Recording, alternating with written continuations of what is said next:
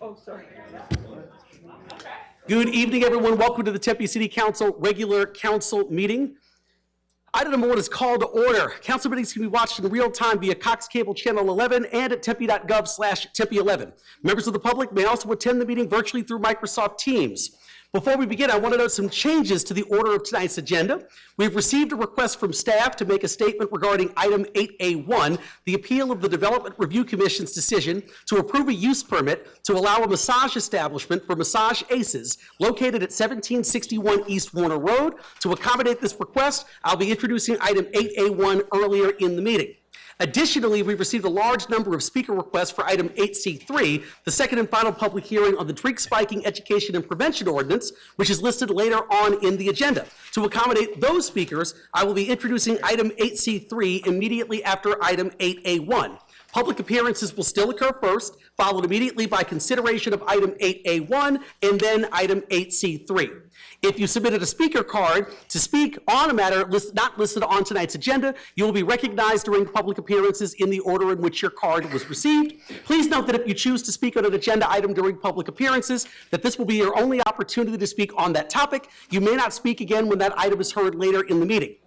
For item 8C3, Drink Spiking Education and Prevention Ordinance, if you submitted a card for that item, the second and final public hearing will take place tonight, and the public comment will take place after council and staff discussion. As a reminder, once again, item 8C3 will be taken up immediately following item 8A1. All right, speakers will be called in the order in which their speaker cards are received, although I am going to move a couple of things around this evening, even on that public appearances side. But once again, if you wish to speak on an agenda item but have not submitted your card yet, please do so with the city clerk prior to the item being called. I will announce your name when it's your turn for public comment. I'd now like to invite everyone who's able and willing to stand to join me in a moment of silence, followed by the Pledge of Allegiance.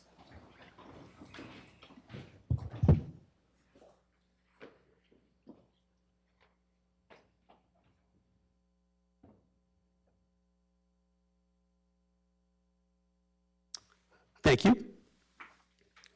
I pledge allegiance to the flag of the United States of America and to the republic for which it stands, one nation, under God, indivisible, with liberty and justice for all.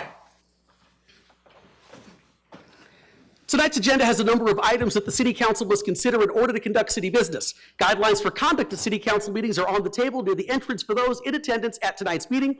We will now play a video with the proper protocol for ensuring the appropriate conduct at City Council meetings. The City of Tempe welcomes public comment at this time. Disruptive behavior will not be allowed.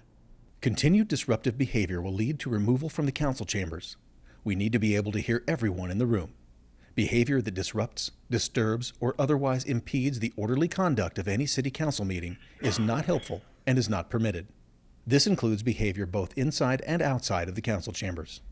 Should individuals inside the council chambers become disruptive so that city business is not able to be conducted, the mayor will first ask that the individuals allow city business to be completed. There will be time for public comment during the call to the audience portion of the meeting.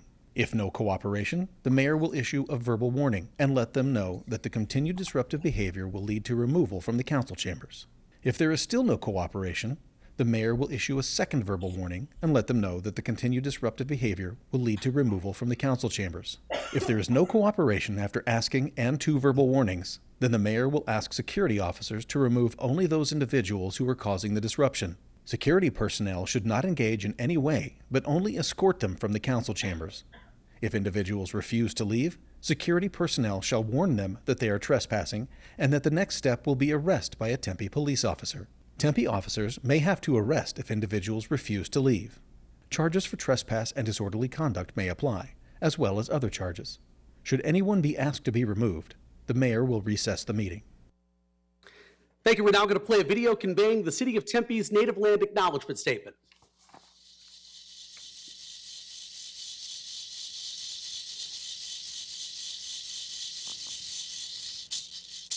We acknowledge that Tempe lies on the ancestral land of the native peoples who have lived here since time immemorial.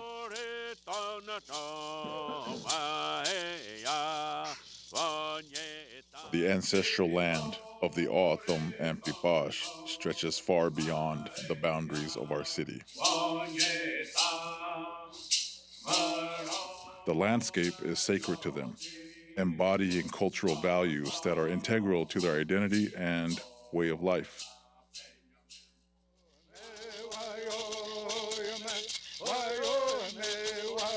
The autumn and pipage continue to maintain a deep spiritual connection to this land.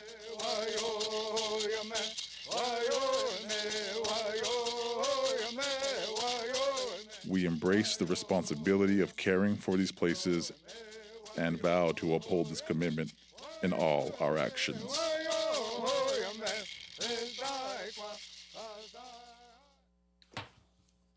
Thank you very much. Next up, item number 4, meeting minutes. Tonight I'll be assisted by Councilmember Keating. Councilmember Keating.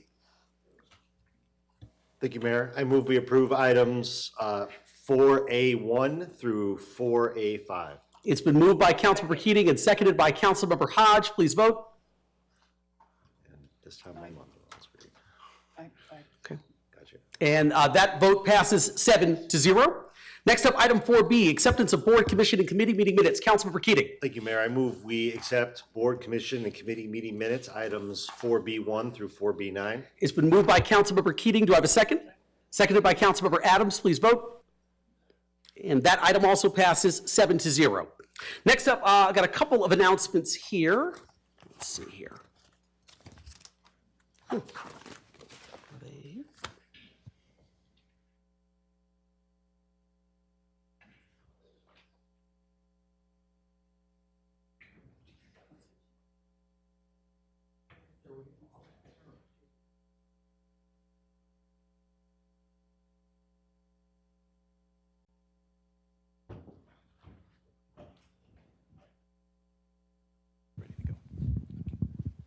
All right, first up, item 5A1, teen dating violence awareness.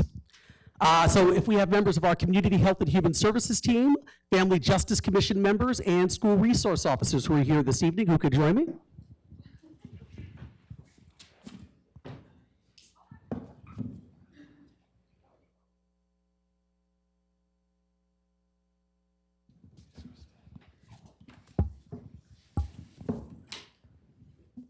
Let's see, let's make sure. Let me go here.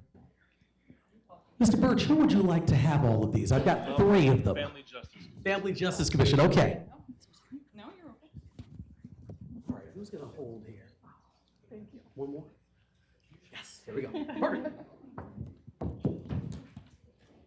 All right, so this proclamation reads, whereas teen dating violence is a serious public health problem that is common among adolescents and young adults, as 1 in 3 U.S. teens will experience physical, sexual, or emotional abuse from someone they're in a relationship with before becoming adults, and as nearly half of U.S. college women report experiencing violent or abusive dating behaviors. And whereas high school students who witness, experience, or perpetuate physical violence in a dating relationship are more likely to abuse drugs and alcohol, are at greater risk of suicide, and are much more likely to carry patterns of abuse into future relationships.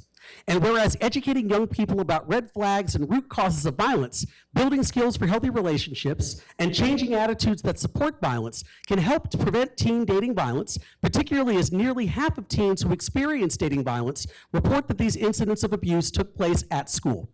And whereas Tempe's Community Health and Human Services Department, Tempe Police Department, and Care 7 victim advocates and youth support specialists are working throughout our community to educate and support teens and their families.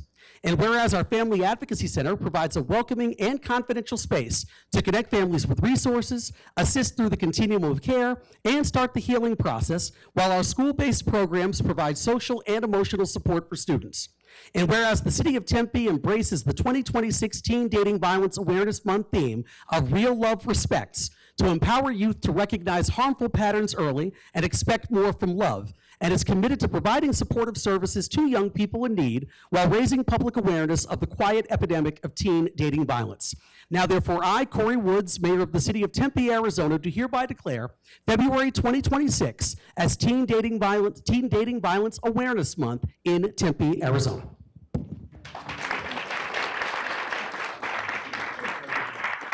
Let's all scooch together here. You guys just lay it on the end. There we go, that looks good. All right, big smiles there.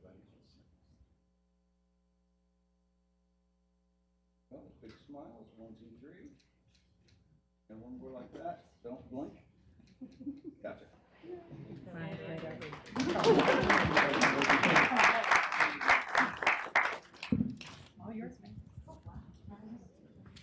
All right, next up, I have our Black History Month proclamation, which is item 5A2. And from the African American Advisory Commission, do we have Willa Mae Crosby? I think I saw her. Dr. Felicia Durden and Ms. Kim Dartez. And from the Tempe Human Relations Commission, Peggy Simmons and Rabani Furquan.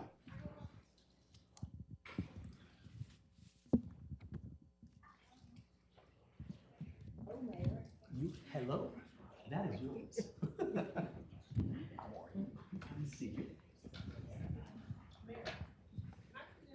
Sure. Come on down. You can all come on down. Come on down.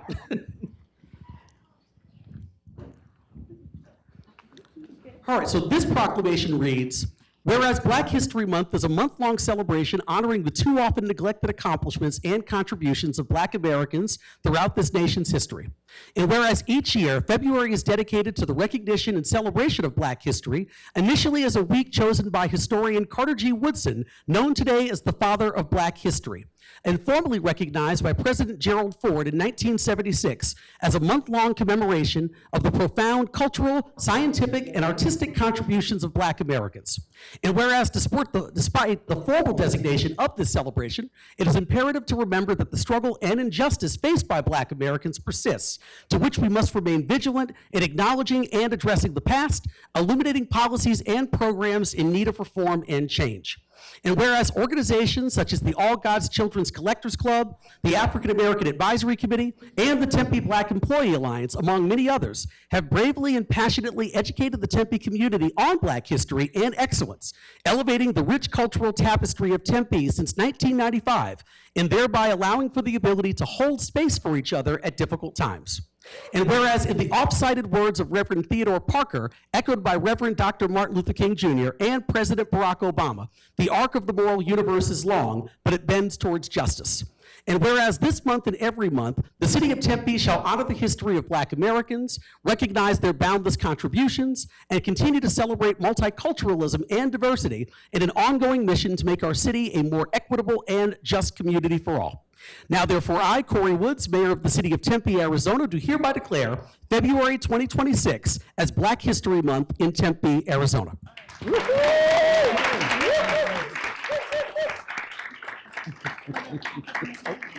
Here's the one. You guys get one. Oh.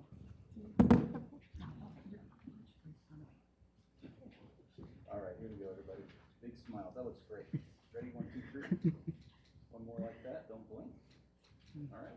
Thank you. You guys get one.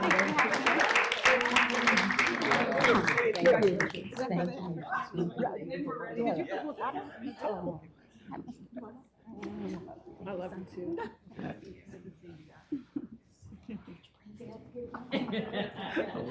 to see you.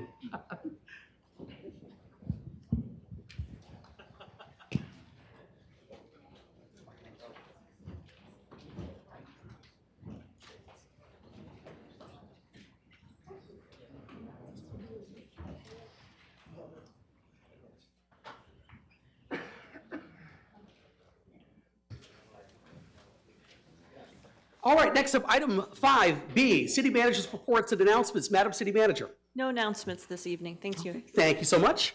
All right, so before we move into public appearances, I want to take a moment to address campaign-related activity, especially as we are now in the 2026 election season. City council meetings are open to the public and are a vital forum for civic engagement. We welcome all individuals, including candidates, to speak on matters of public concern during the public comment portion of the meeting.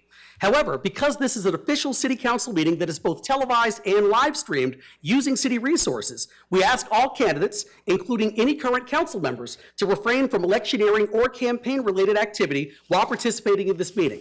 That means no discussing your candidacy, no asking for votes or signatures, or displaying campaign materials such as signs, t-shirts, or literature while speaking. Thank you for helping us maintain the integrity and neutrality of our public meetings. Which brings me to item 6, public appearances. According to the Arizona Open Meeting Law, the City Council may only discuss, respond to, or take action on matters listed elsewhere on this agenda for discussion and legal action. The purpose of the open call to the public is to allow individuals to address the City Council on any issue within the jurisdiction of the City Council. No person shall speak more than once, and there is a limit of 3 minutes per speaker. In the interest of allowing all members of the public to have an opportunity to speak, in the case that there is such a large number of persons intending to speak during the meeting that it may deprive other members of the public from the reasonable opportunity to speak, the mayor may limit each speaker to less than 3 minutes. Speakers present at the podium must state their name and city of residence and provide a speaker card. Members of the public shall refrain from making personal, impertinent, or slanderous remarks and from becoming boisterous while addressing the City Council or while attending the meeting. Speakers will be taken first come, first served in the order in which the cards are received. Speakers' visual aids and appearances by phone or recordings are not allowed. The City Council is prohibited by state law from discussing, responding to, or taking action on matters raised during the call to the public, even if asked to do so by a member of the public, so long as the subject discussed by the speaker is not listed as a specific agenda item for council's consideration for discussion and legal action. Individual members of the council may respond to criticism made by speakers, ask staff to review a matter, or request a matter be placed on a future agenda. Once again, the portion of this meeting is reserved for those wishing to speak on matters within the jurisdiction of the City Council that are not listed elsewhere on tonight's agenda for discussion and legal action. If you speak now about a topic that appears on tonight's agenda, this will be your only opportunity to speak on that item. With that said, I'm going to bring forth, I've got 4 speakers here for general public appearances, and the first speaker I have this evening is Carmen Vargas.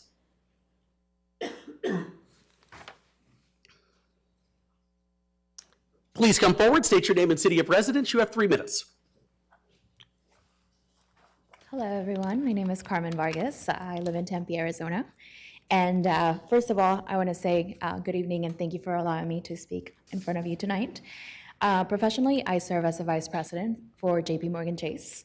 And I'm here tonight as a neighbor, as a mother, and also a representative of the Save Shalimar campaign.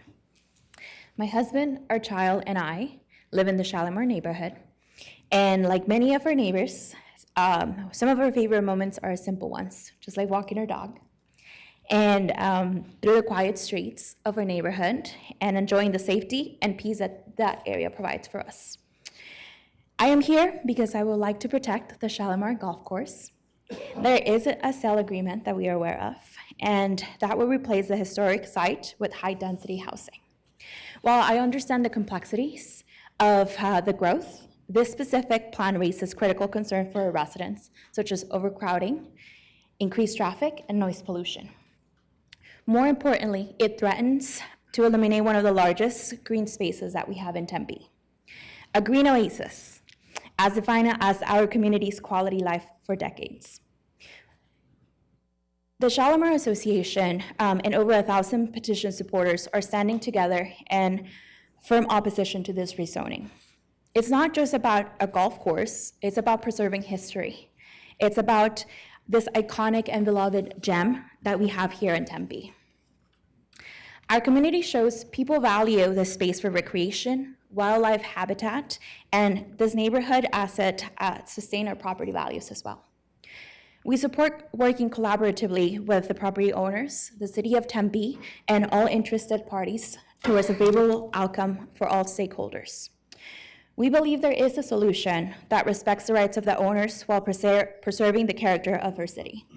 Shalimar is worth saving, not just for our neighborhood, but for all of Tempe.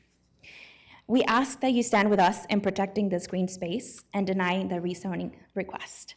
Let's work together to find a solution that honors our history and protects our future. Thank you. Thank you. Okay, the next speaker I have this evening is virtual, Diane Melrose. Ms. Melrose, can you hear me? Hello? Hello, please state your name and city of residence. You have 3 minutes.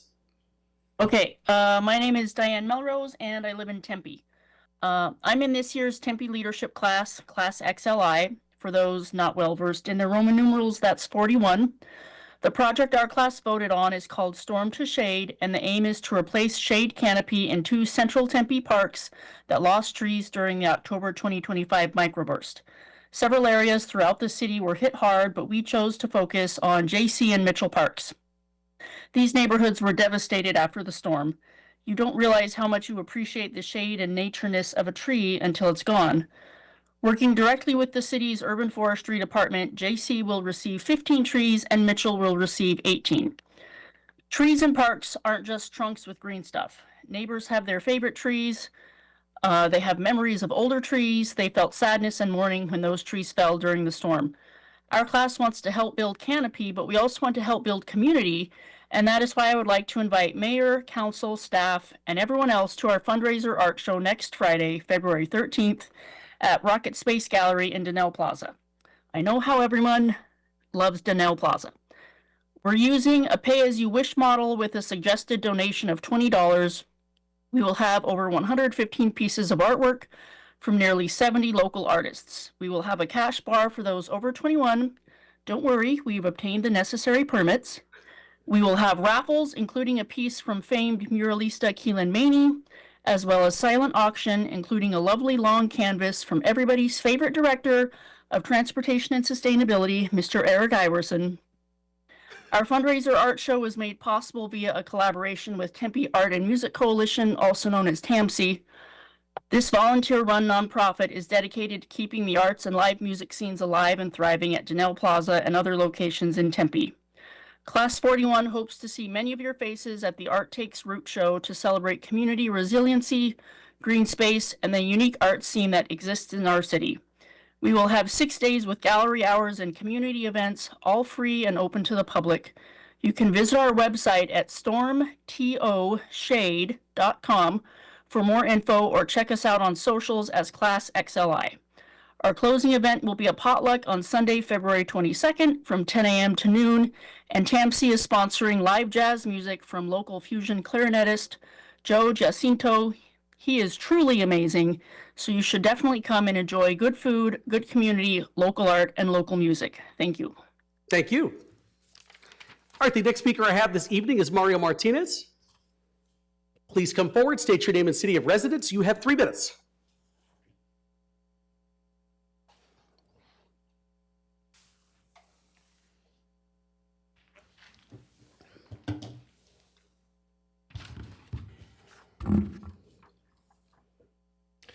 My name is Mario Martinez. I live in Tempe. The park ordinance related Queen Kersey, I have trouble pronouncing that, Queen Kersey bomb threat that our $230,000 per year chief, Ken McCoy, asserted occurred, and that he was too legally impotent to prove, provides us with a tremendous opportunity to evaluate the law enforcement competency of the Corey Woods administration.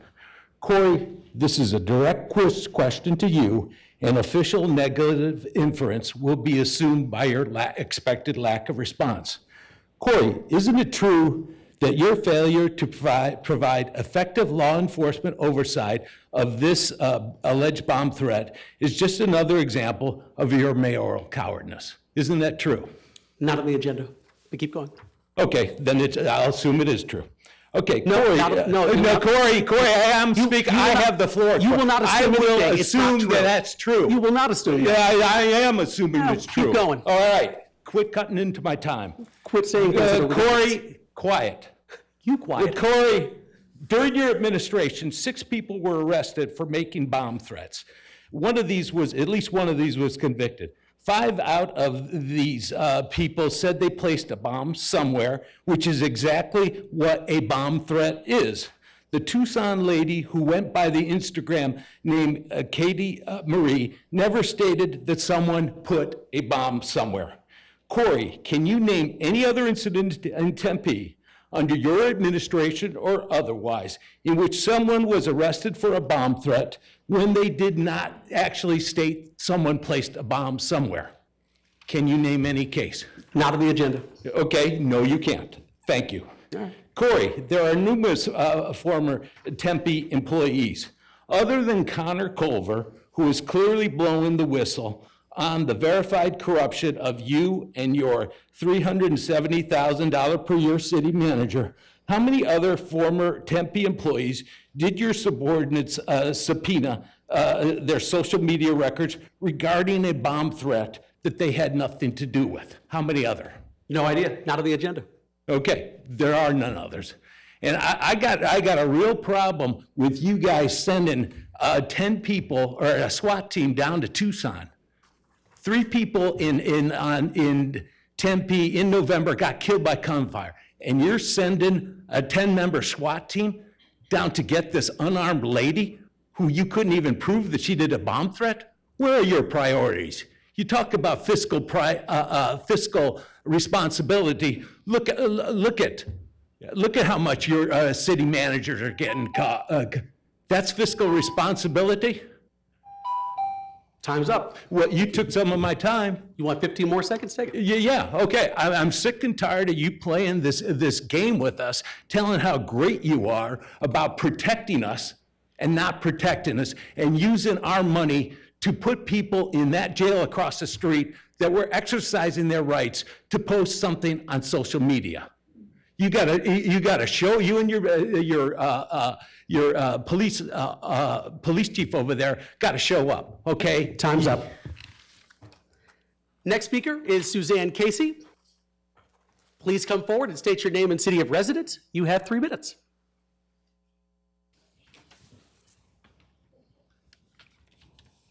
Good evening, council members, mayor, and attendees. Thank you for the opportunity to address you all. My name is Suzanne Casey, and I have been living in the Tempe area for 30+ years, and I would like to talk to you about something in the city of Tempe that is perfect right now as is. Yes, I'm referencing the existing Shalimar golf course zoning, which is ag, 1 house per acre. Right now, it is zoned such that the possibility of a golf course can reoccur.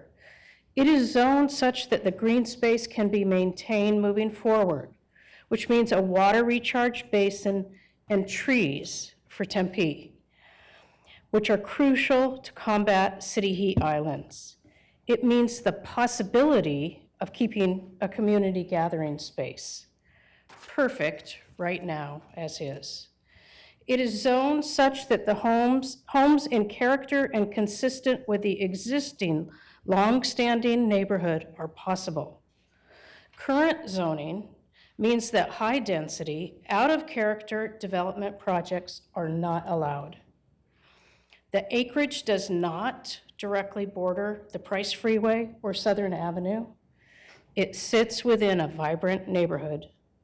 Again, perfect right now as is. So let us endeavor to keep the current zoning in place. Thank you. Thank you, appreciate it. Okay, that's all the speakers I have right now under public appearances. Is there anyone else in the audience wishing to address the council? If so, can you please get my attention?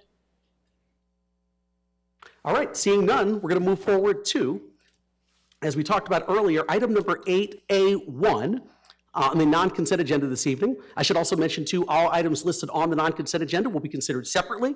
Agenda items scheduled for second public hearing and final adoption will be voted upon tonight.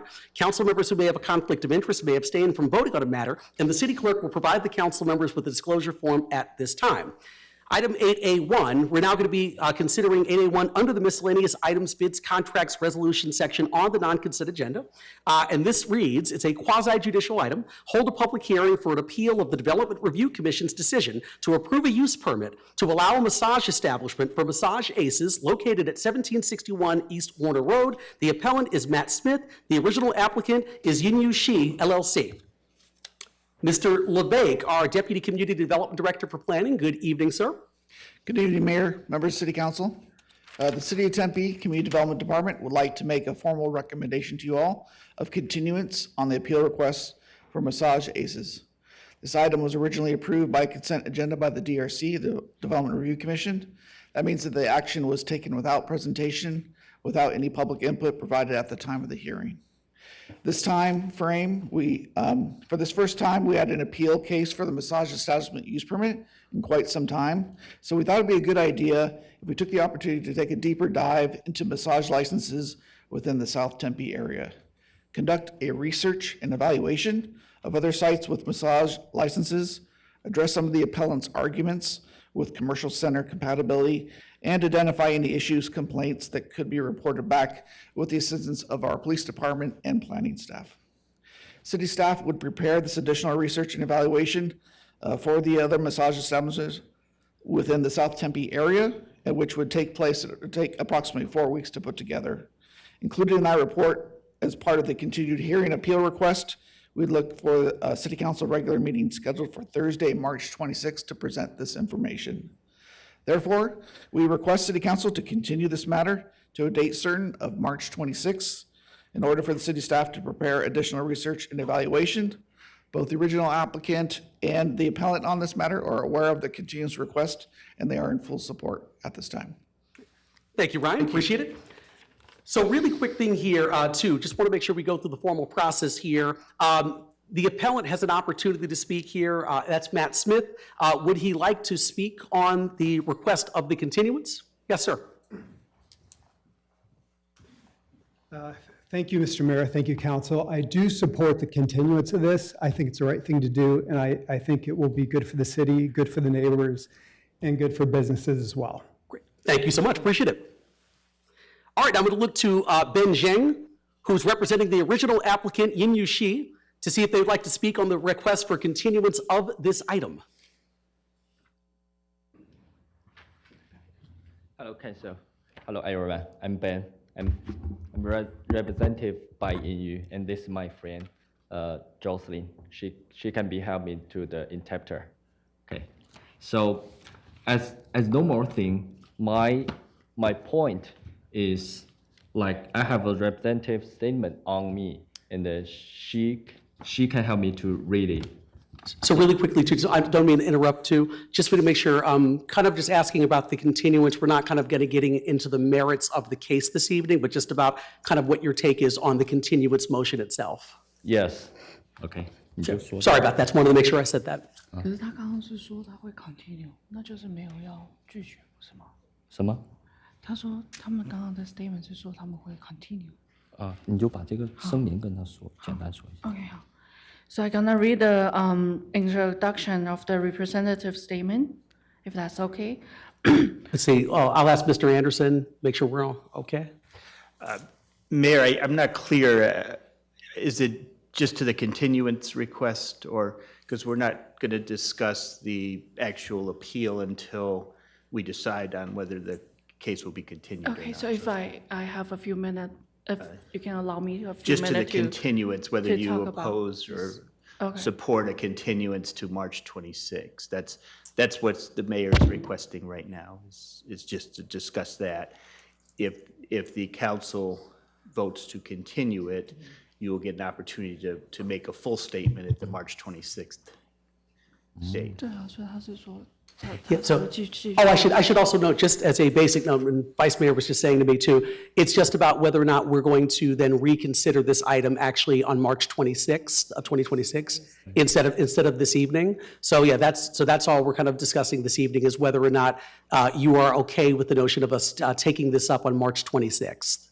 OK， 什么意思？他的意思就是说，他今天晚上会延到3月份。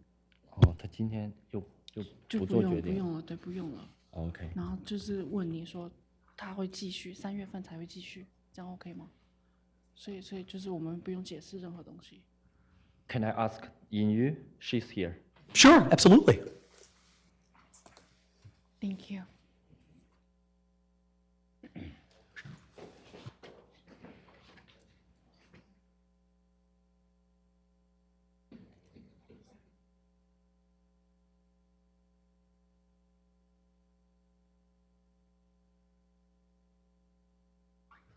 Is it correct that my understanding is we will kind of like postpone everything until March, right? Okay, thank you.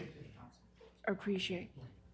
所以如果等一下全部同意的话， Mayor, if it's okay, I'll just clarify that if the council votes not to continue, then we would go on to the merits. So I'm not clear if she understands that, but that's just. 不会现在要 No, thank you, Mr. Anderson. 要讨论，是等3月20几。 Okay. Yeah. Thank you. Great. So, ma'am, Good. just Thank to you. clarify that the council will need to vote whether, if they vote yes, then everything will be discussed on March 26th. If they should vote no, then we'll keep going here, and then you'll have an opportunity. So, okay. Sure. Thank you. I just want to make sure. Thank you. Great. I'm clear. Great. Yeah. Thank you. No, I appreciate it. Absolutely. Yes. Okay, thank you. Thank you so much. Appreciate it. Council members, any comments or discussion on the request to continue? Mayor. Councilman Burkini? Mayor, I move we continue item 8A1 to a date certain of March 26th of this year. I second it. Okay, it's been moved by Councilman Burkini and seconded by Vice Mayor Garland. Any further comments or questions? All right, hearing none, please vote. And that item passes 7-0, which means we're going to be then taking this item up on March 26, 2026. Thank you.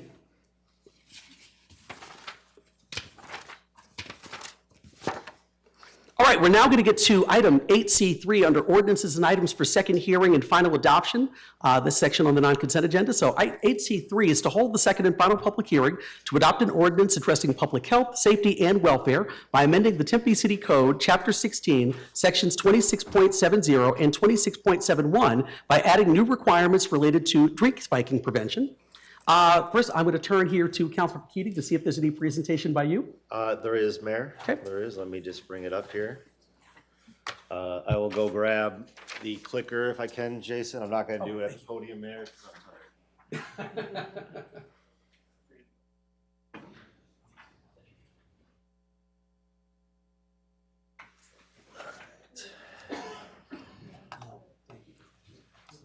Let's see here.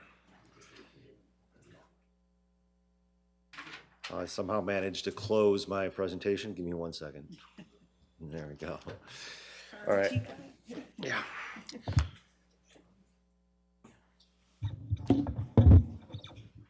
Are we good, everybody? Yes. Good to start? Okay.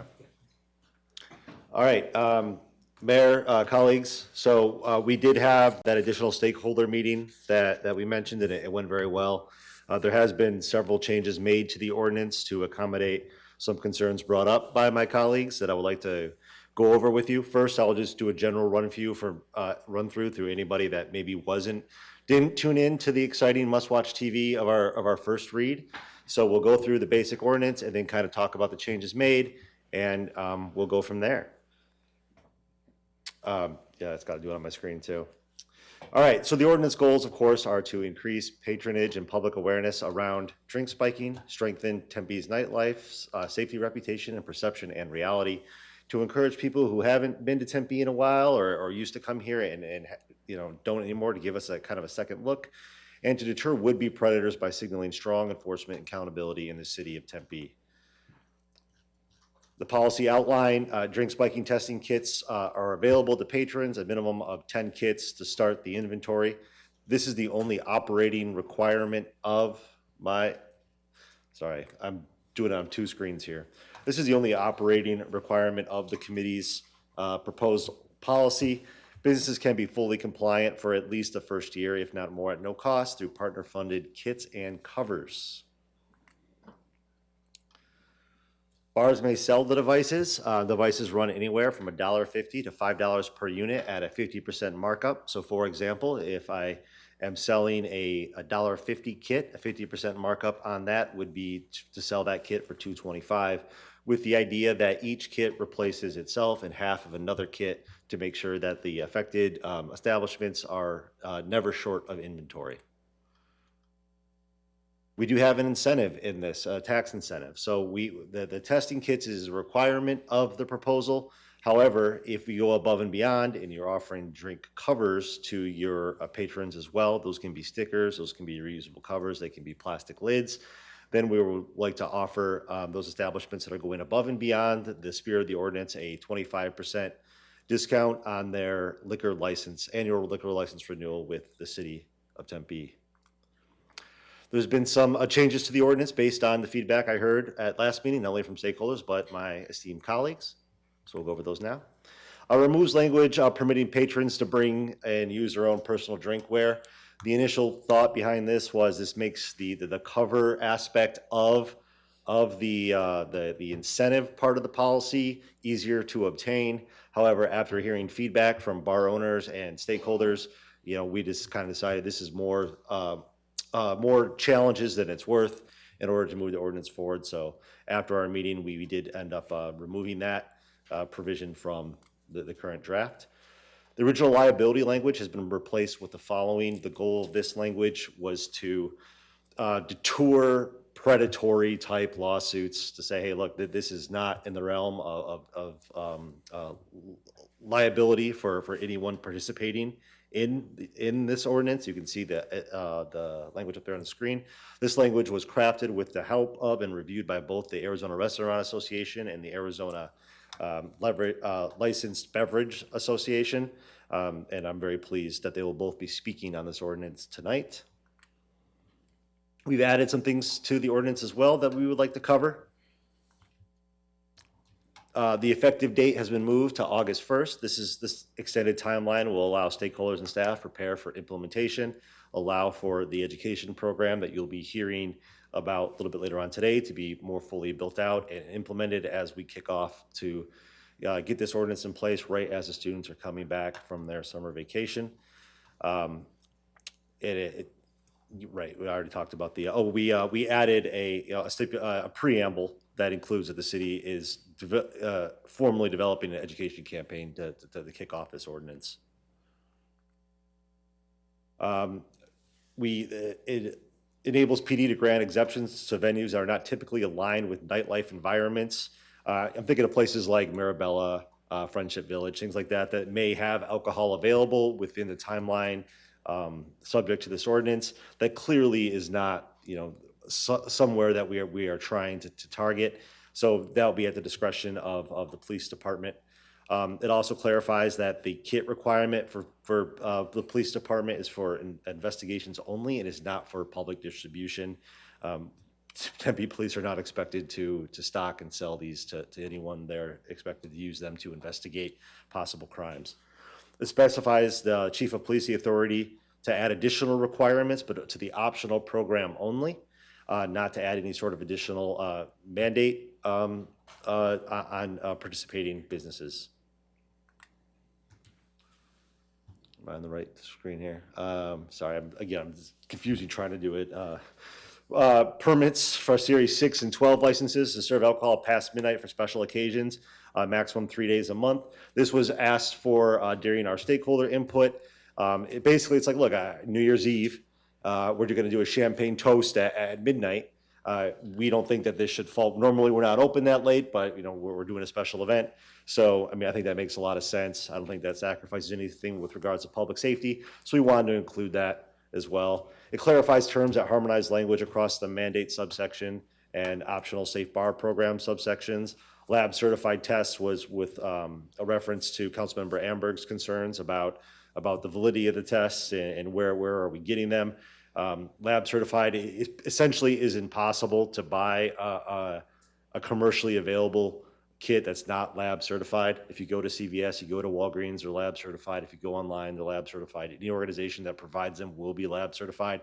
It just means that some random Yahoo couldn't sell tests on the back of their car, and that would be in compliance. And make sure that there is a expectation that this is a professional product that will do the job that it is advertised for. We did Series 6 and Series 12 licensees to be more specific, and we do offer 3 business days for restocking compliance. This was around, actually might be on my next slide.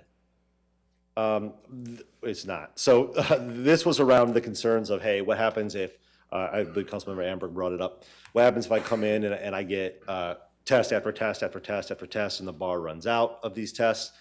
They will not be subject to any sort of penalty for that.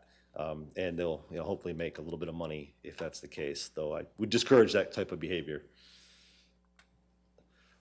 We changed the sign provisions that allow our language to go on existing signs. So a lot of bars all over the nation, but I know there's a few in Tempe that already have like what's called an angel shot. This is a pseudo fake drink that you can order from your bartender or your waiter or waitress that basically says, hey, I'm in an uncomfortable situation. Can you please provide assistance? These things are already being advertised, so we're saying you can include our language on existing signage, and you do not have to have any new sort of signage put up. Signage must include lettering. In the ordinance right now, it's written to be 1 inch tall. That was pointed out to be quite large. We're going with the more industry standard of not to be less than 1/4 inch tall, but we're not saying how big it has to be at least 1/4 inch tall as opposed to 1 inch. And I'll be making that revision as we get closer to voting. Here's our stakeholder input. We've all in our packet have received letters in support from the graduate student government of ASU, Tempe Union High School District, the undergraduate student government, Planned Parenthood Action of Arizona, the Arizona Student Association, the Alcohol Justice League, Tempe Coalition, Representative Brian Garcia of LD8, Think Twice, No More, and Nightcap. And that is it, Mayor. I can take, all right, are we doing public comment or doing questions first? I'm going to keep going down the list of all the stuff in my script here, but thank you for the presentation. Appreciate it. All right, next up, do I have Chris Baxter King, our city's communication director, if she could step forward?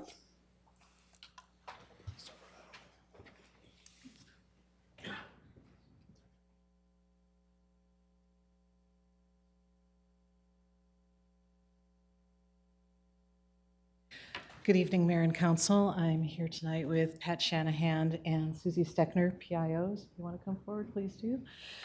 They have helped us put together a communication plan for you this evening, should this ordinance go forward. So we had a limited amount of time to do this, so it's very, very rudimentary, please understand. And as we get, if this ordinance moves forward, we will do substantially more work on this. We have some goals, which is to increase the awareness of drink spiking and the warning signs that people who may have had a drink spiked would experience, promote easy ways to understand prevention steps, normalize the reporting and seeking help, and teach people about available safety tools. The audience are definitely students and younger people, people who go out and experience the nightlife. We're not going to do this alone. Tempe Coalition already does a great amount of this work, and we are going to rely on them heavily. They're going to leverage existing grant funds, assist with the drink spiking messaging, and they will help us coordinate and lead in-person outreach. Also, they already have inroads to the schools, so we're going to take advantage of that opportunity and work with them. So we know that Council asked a lot about middle and high school outreach, and that's an important part of this campaign. Again, there's Tempe Coalition already hosts alcohol awareness classes. They get that messaging out there. And they have a 10-week class that already exists that drink spiking can be placed into. So we've gone through and found a variety of tools that can be used. Some of them are free, some of them are city tools, some of them have a cost associated with it, and the appropriate choices will have to be made at the right time. But our City of Tempe has several free tools. Our news releases, our media outreach, Tempe Today, Tempe This Week newsletters, a web page on our website, our social media, but beyond that, the relationships we have with other people's social media.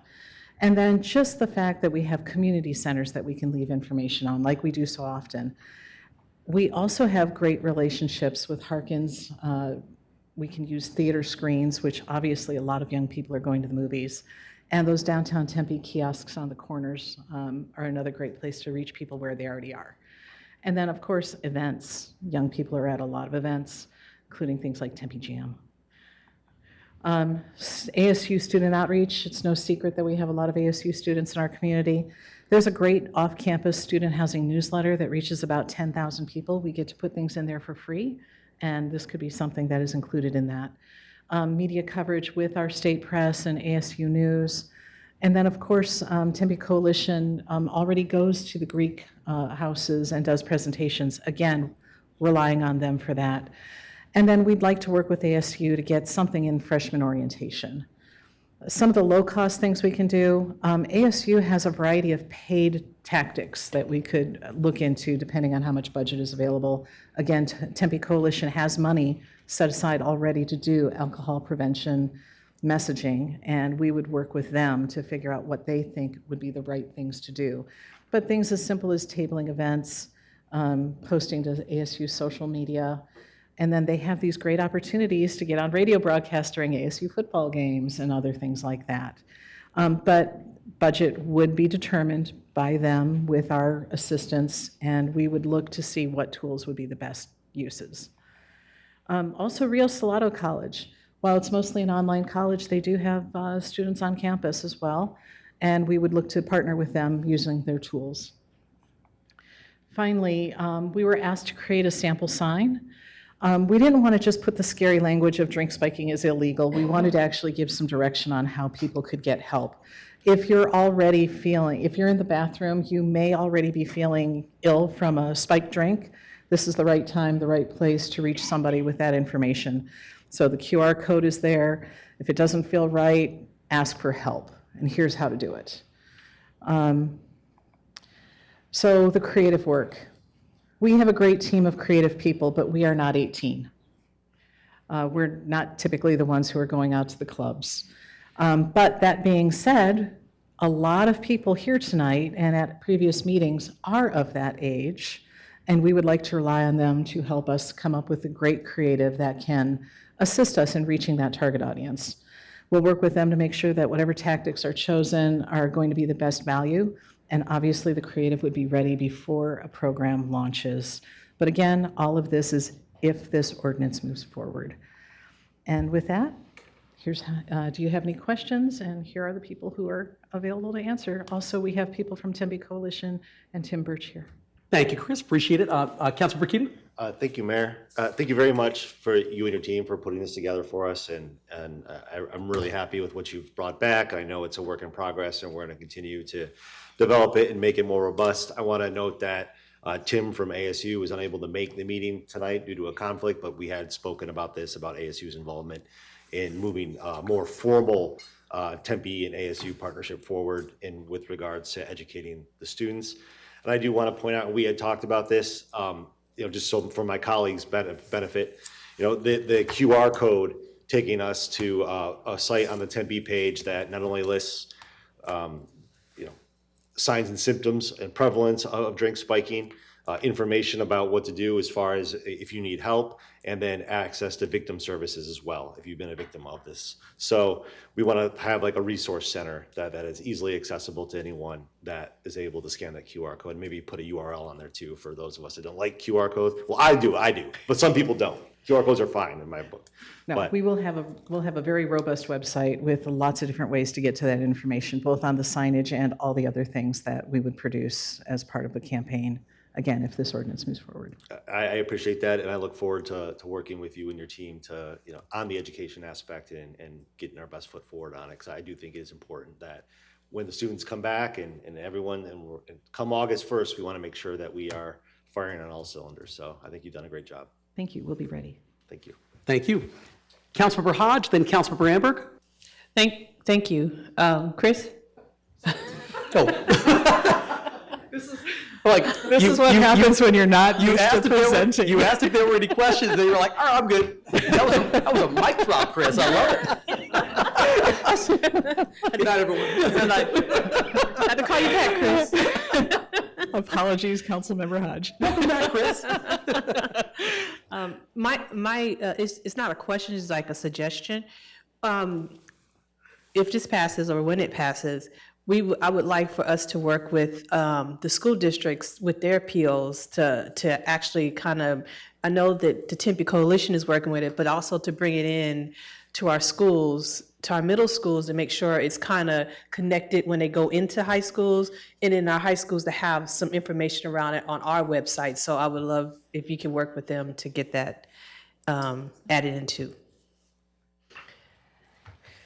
Tempe Coalition does have existing programs that they rely on for students, and so we would lean on them to add drink spiking to what they currently do in the middle and high schools. Yeah, they do, but there's also parts that sometimes, just a little bit attached to it, that when you come into a packet, when you're going into a school, that is something that's actually done directly with the school district. So I'm saying, just meet with them and see where we can add it in I know Tempe Coalition has a big chunk of it, but there's also parts and pieces that is just the school district itself. And I just want to make sure that we if we're going to cover bases, cover all bases. Yes, absolutely. Thank you.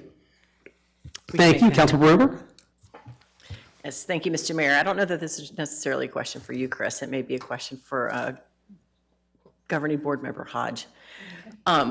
3 o'clock in the morning is when I have my best ideas. So 3 o'clock this morning, I actually had what I thought was a fantastic idea, and I wanted to run it by you here to put you on the spot.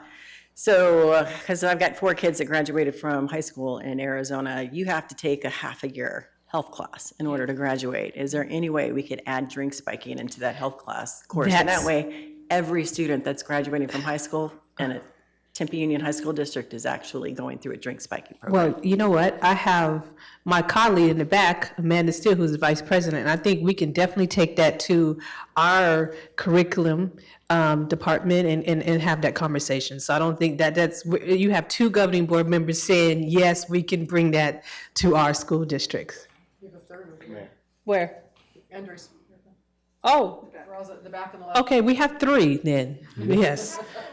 Yes. Practically a quorum, actually. Practically a quorum. But So- not, for the record, but not. But not, because I'm not a technical governing board member tonight. But yes, we, with that, I think we all in agreement that we can bring that to our district. Thank you. Thank you. Councilmember Keating? Councilmember Amberg, I think that's a great suggestion. Thank you for it. My only question is, are you still awake at 3 a.m. or are you waking up at 3 a.m.? It depends on the morning. And kind of the night, too. Loud and clear, yes. All right. Anyone else from council with any further comments for Chris or her team? I did want to add that Pat did a significant amount of research, and he did not find any other ordinances that had education as a component of them. So this is groundbreaking, and we have a chance to set the tone for other cities. Great. Thank you. Thank you. Thank you, Chris. Thank you, Susie. Thank you, Pat. Now I'll leave. I'll see myself out. All right, next up, if Lieutenant Greg Bacon from the Police Department would like to come forward and make a statement.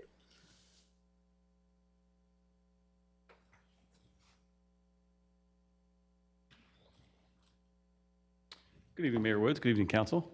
The Tempe Police Department supports any initiative that provides a benefit to public safety and a sense of overall safety for our community members and visitors alike.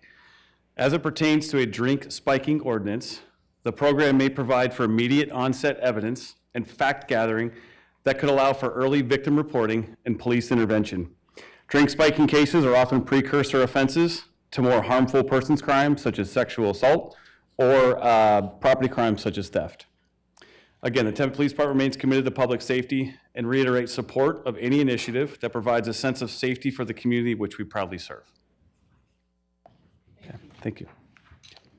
Thank you. Appreciate it, Lieutenant. All right, quick thing. Council, any further comments or questions for staff? Okay.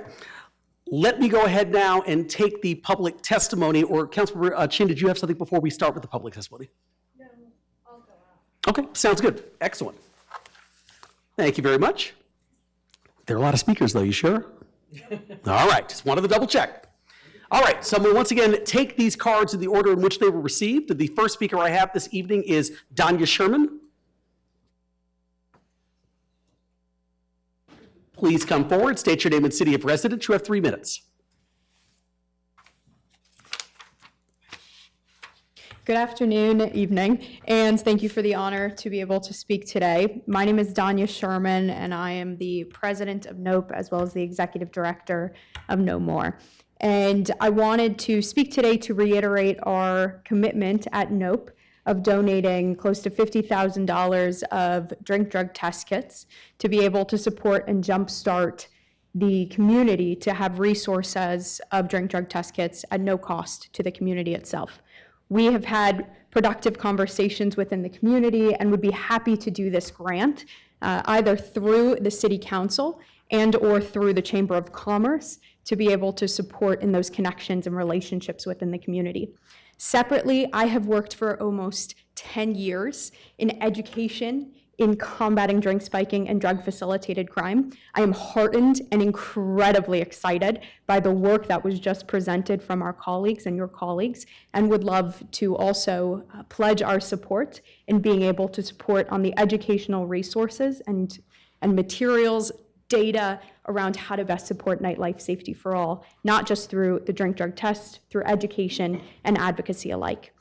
Together, drink spiking is really something that can be championed in making sure nightlife is safe for all. And what Tempe is doing through this ordinance and also through the addition of the education, as mentioned from your colleagues, is revolutionary, precedential, and something that really can add value to the community. Drink spiking and drug facilitated crime is oftentimes seen as an issue that can only affect women. And in reality, it's not. I can guarantee you today you'll hear from colleagues as well as college and dating aged individuals and other people who are brave enough to share their experience. Drink spiking can affect anyone regardless of age, gender, geographic location.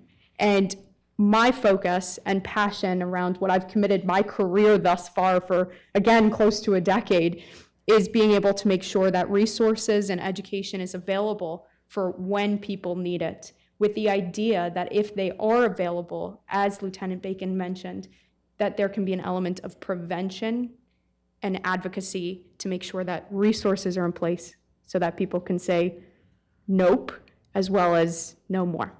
So thank you so much for your support. I hope you vote yes. And if this ordinance passes, I pledge our full support and commitment to being able to make sure that this is successful for the city of Tempe. Thank you. Thank you. Appreciate it. The next speaker I have this evening is Donald Franklin Zyrick. Please come forward, state your name and city of residence. You have 3 minutes. Also, I never realized that your first name was actually Donald, which of course is my middle name, so. Great. Good to see you. Yeah, good. Good evening, Mayor Woods, Vice Mayor Garland, distinguished council members. My name is Franklin Zyrick. I'm practically a lifelong resident of Tempe. I'm speaking tonight in support of the proposed drink spiking prevention ordinance. Tempe is a college town, home to Arizona State University's main campus with 55,000 students and a bustling nightlife district. Unfortunately, some individuals who frequent bars and nightclubs in Tempe stealthily use chemical substances to take advantage of their dates, which can lead to sexual assaults and other negative outcomes. A vast majority of the victims of drink spiking are young women, particularly students. I commend Councilmember Randy Keating for stepping up to address this issue. The proposed ordinance is a reasonable measure to combat drink spiking while not imposing an unfunded mandate on local businesses. Businesses must make drink spiking detection kits available to their patrons and can even charge a small markup. Signage to explain that the kits are available is a negligible cost, plus partners will cover the cost of the kits for the first year, as we just heard. Establishments that also offer drink covers may qualify for a significant reduction in their city liquor license fee. This is a good example of rewarding businesses for being responsible community members. Considering that over half of surveyed ASU students know a victim of drink spiking, and 1 in 4 surveyed Tempe residents have been a victim of drink spiking, the city must take action to address this issue. I urge a yes vote on the proposed drink spiking ordinance. Thank you. Thank you. Appreciate it. The next speaker I have this evening is Jennifer Glendy. Please come forward, state your name and city of residence. You have 3 minutes. Thank you, everybody, for the opportunity to speak. My name is Jennifer Glendy, and I am a lifelong resident of Tempe. I'm here tonight as a Tempe patron and as a mom. I have a daughter, Jaden, who is a senior at Corona, and daughter, Macy, who's 20 years old, who goes to college in Illinois. Before Macy left for school in 2023, I actually bought her one of these, the $12 nightcap drink covers for school. I knew that she was going to go to parties. That's the kind of girl she is. And I knew that she was going to be around that type of environment. And it wasn't something that was scary or weird for us. It was just part of safety. It's just normal part of family plans to send our children out who are going to do that with safety tools. And that is why I'm in support of the drink spiking prevention ordinance. It is a low-cost, common-sense safety measure that reflects the reality people live in, like myself. It doesn't overreach, nor is it heavy-handed, and it doesn't stigmatize businesses. It normalizes prevention in the same way that seat belts or fire extinguishers or bike helmets were normalized over time. What matters to me as a customer is choice and visibility. This ordinance provides both. It gives patrons reassurance while giving businesses flexibility. Establishments can recover costs. They can responsibly generate modest revenue from prevention tools customers will recognize and request. And that point matters because safety and smart businesses can exist together. Tempe is also often where people start their night before heading to other areas. I know I do often as I head north. Having these tools readily available here means businesses can benefit first while reinforcing Tempe as a city that leads on safety. And as a Tempe resident, I want to support businesses that take safety seriously, especially when it creates new revenue opportunities. And as a parent, I want my daughters and other young people to enjoy this city with confidence, as well as myself. This ordinance supports both goals and positions Tempe as a leader. And I urge your support. Thank you. Thank you. The next speaker I have is virtual. That's Angelica W.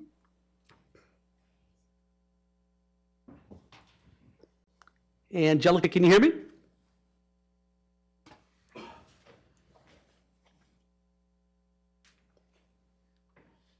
Okay, Angelica, can you hear me? Yes, I can hear you. Can you hear me? Yes, please state your name and city of residence. You have 3 minutes.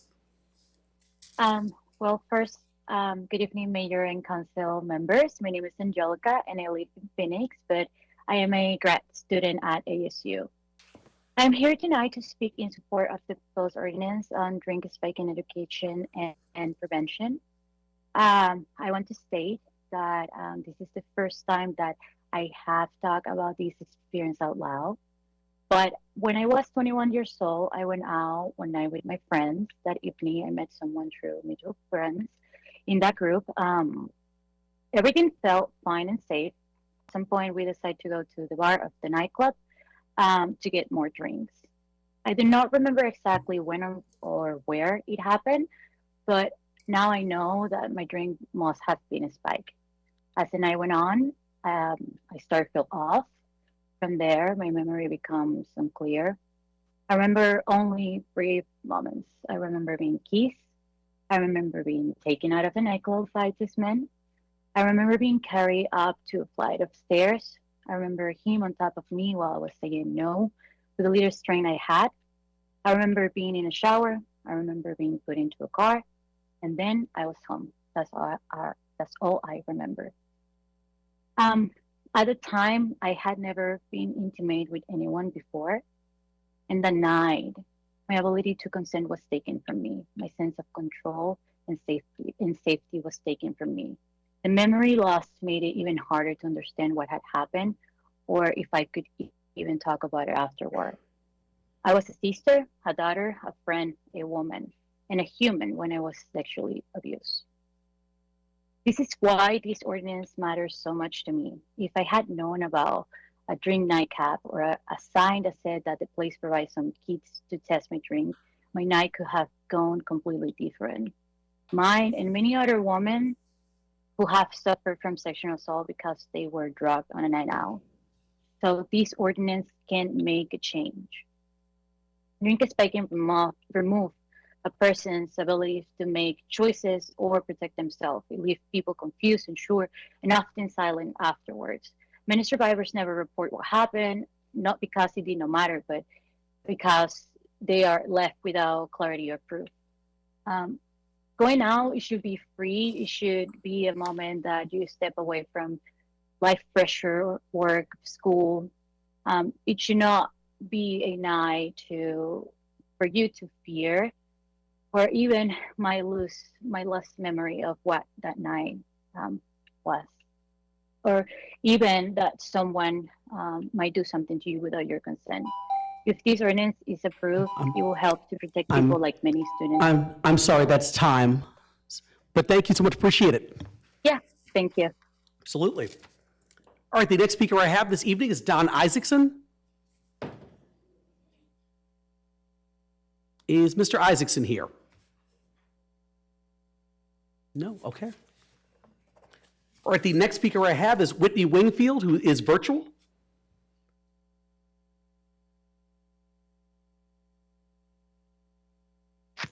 Good evening, Mr. Mayor and fellow council members. My name is Whitney. I am a proud ASU grad and also a bar and restaurant owner. I'm also involved in a special event business in the city of Tempe. I initially was very much in opposition of it, of the ordinance, due to signage and just the regard of being able to bring in your own outside containers and proposing me at risk with the, Arizona Department of Liquor Licenses and Control with people taking outside containers. I must say, Councilman Keating was very welcoming and went on his own time and out of his way to explain how the ordinance would help businesses and other women throughout the city of Tempe, and was very, very helpful in explaining and actually modifying that legislation that you would be able to bring in outside containers. And also from a kind of gross standpoint of people are bringing outside germs into the bar and bringing their own cups. It just kind of was not very welcoming to me, but going forward, me and also fellow business owners kind of in our corridor, row speaking from final round, is also in agreement of the new proposed legislation, provided that this passes, and be happy to go ahead and be on board with it and continue to have little or no calls for service from the city of Tempe as far as things like that, and be a warm, welcoming place that women can feel safe in liquor establishments in the city of Tempe. Thank you so much. Appreciate it. Okay, the next speaker I have is also virtual, Shira Bernarde.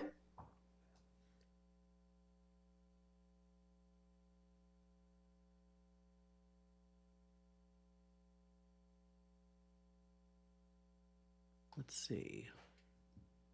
Good evening, subcommittee. Thank you so much for having me tonight, and thank you to everyone who has shared their stories tonight. I'm the CEO and co-founder of a company called Nightcap. We sell drink spiking prevention products. I heard a lovely mother telling everyone that she sent her daughter to college with one. We sell to universities, military bases, nonprofits. We've sold over 1 million units, which is just showing you how big of an issue this really is. We are providing the 30,000 drink covers and 60 dispensers because of one of our partners that we work with that wants to give back to the city of Tempe. I heard earlier tonight on the call the PR initiative, which I think could really help us and our partners if we actually highlight the people that are helping us with providing these for free to bars. Because if we can highlight this, it will really incentivize other sponsors to come in and continue to provide drink covers to bars for free. So I'd love to connect with you on that so we can continue supporting Tempe. In addition, our social media has over 350 million views in the last 4 to 5 months, simply talking about bartenders giving these out for free. We plan to highlight, you guys as well in Tempe, but people are really, really excited for these initiatives and think that these should be implemented already. So anything that we can collaborate on, we're happy to. Our social media is bringing in a lot of attention, and I know that's been a topic tonight of education and awareness, and that is a huge thing that we do. So if anyone needs help reaching the younger generation, we are happy to be a part of that. And you can reach out to us with any questions, but we're just really excited to be a part of this and give back, and we appreciate all of you guys for the support. Thank you so much. Appreciate it. Okay, the next speaker I have is Tiara Furukawa. Please come forward, state your name and city of residence. You have 3 minutes.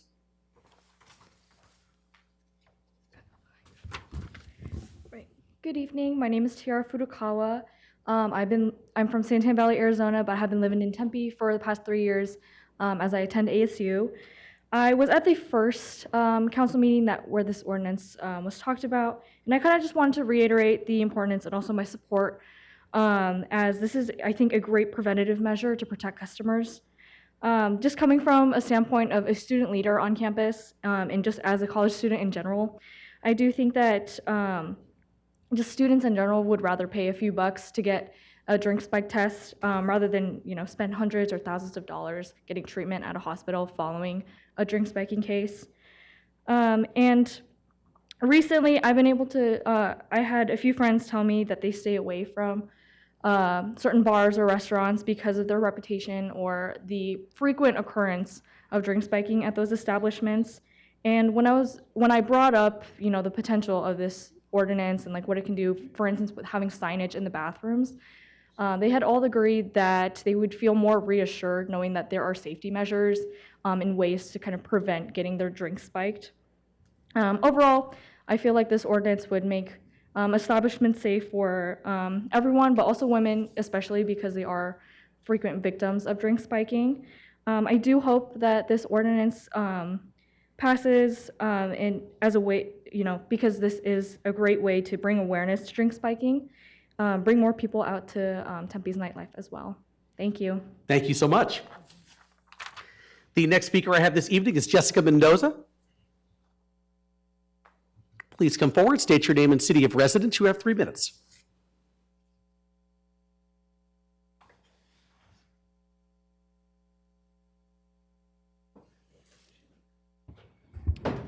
Good evening, Mayor and Council members. My name is Jessica Mendoza, and while I live in Phoenix, I am the co-executive director of the Arizona Students Association, and I am here representing the thousands of students who call Tempe their home. I don't have to tell you that Tempe is a college town. We've heard it many times before tonight, and I'm sure you've seen it with your own eyes. Nightlife is a part of that reality, though. And while it should be about connection and community and fun, for too many students, especially young women, it comes with something else, a constant vigilance through questions like, is my drink safe? Am I watching it closely enough? Will anyone believe me if something happens? Before a night out, we have students that will often text their friends screenshots of what they're wearing or addresses they're going to as a just in case. They watch their drinks. They don't go to the bathroom alone. They hold their cups tight. And if something feels off, they often blame themselves for not being careful enough. That fear didn't come from nowhere. Drink spiking is very real. It's also very underreported because when it happens, students worry that they won't be believed, that they'll be blamed, or it's somehow or entirely their fault for going out in the first place. The result is that a burden of prevention almost entirely falls on the individual, an individual within an environment that they cannot fully control. This ordinance matters because it says something different. It says that safety is not just an individual responsibility. It says that students deserve protection in public spaces. And it says that Tempe is willing to do something before someone is harmed, not after. By requiring venues to make drink spiking test kits and drink covers available, Tempe is recognizing that safety is a shared responsibility between patrons, businesses, and the city. It's about acknowledging the risks and responding with cost-neutral tools that include incentives that help reduce risk and liability. And it's designed to work with establishments, not against them. From a student perspective, this ordinance sends a powerful message that Tempe takes student safety seriously.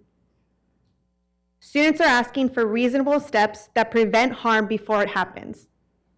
Much like ASU is known for innovation, Tempe has an opportunity to embody that same spirit.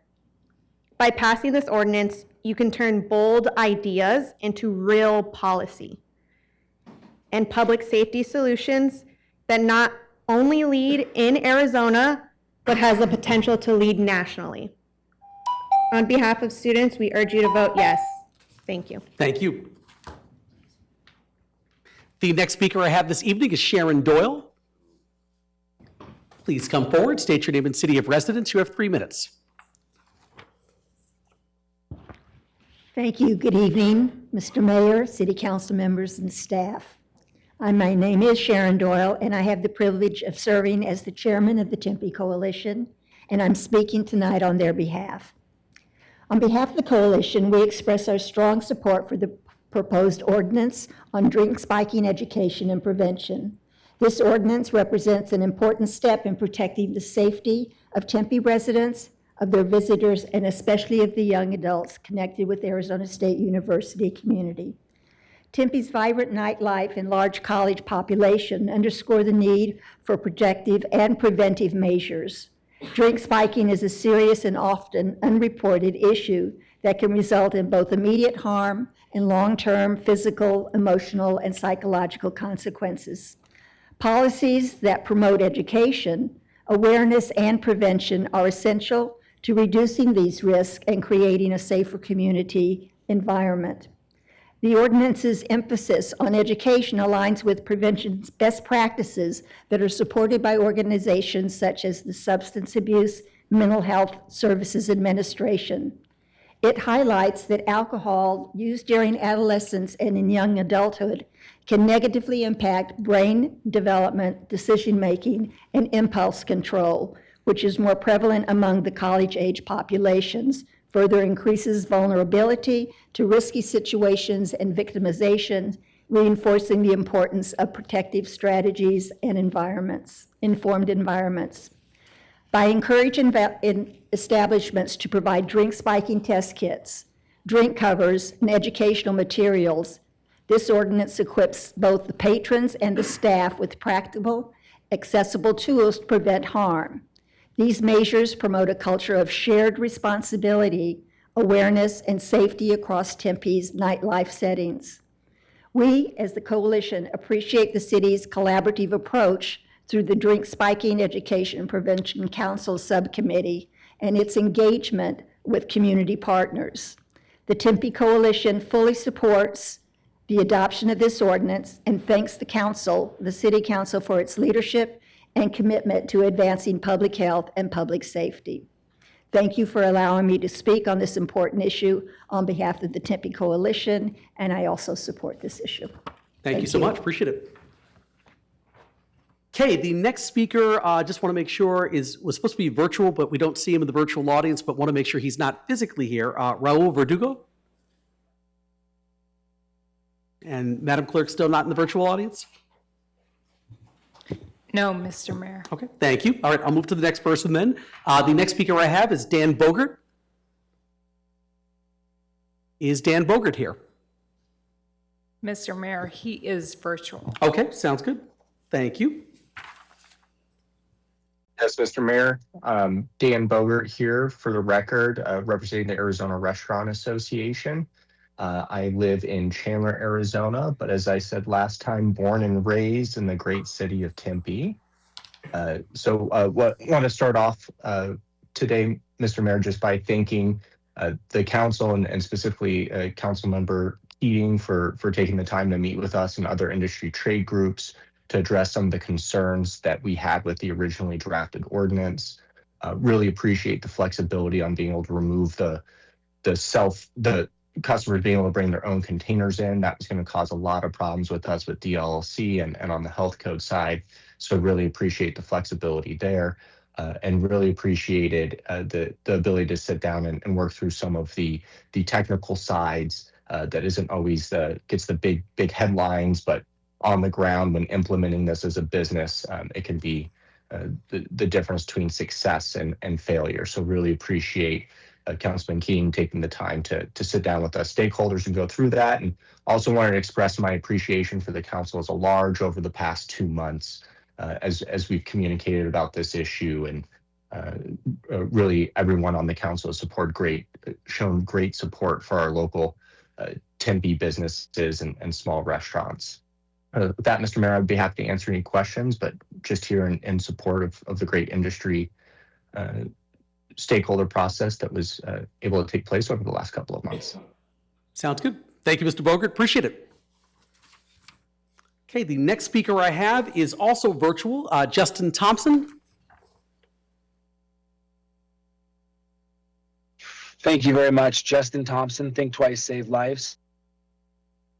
To give a little background on myself, Gold Canyon is where I'm from, and I work with Think Twice to help reduce harm, prevent injuries associated with not only drink drugging and spiking, but other common harms and injuries that occur in the nightlife. We got started over a decade ago. We work with tens of thousands of bars, restaurants, breweries, and sports stadiums across the country, and the insurance companies that insure those businesses. And what we found is that by being proactive and preventative in your approach, we can reduce harm, we can prevent injuries, but we can also mitigate risk and prevent losses. And by doing these things together, we can protect business owners, policyholders, patrons, and the community. And so I'm here in advocation for the ordinance and the work of the council to pass this ordinance. And that I firsthand have worked with California and the hundreds of bars in California that now carry these test strips that are potentially saving lives, preventing harm each and every day. But also when it comes to working with our armed services and the different branches of the military. I was actually out in Phoenix not that long ago supporting the Army National Guard out there in Phoenix to prevent drink drugging and drink spiking with our drink test strip.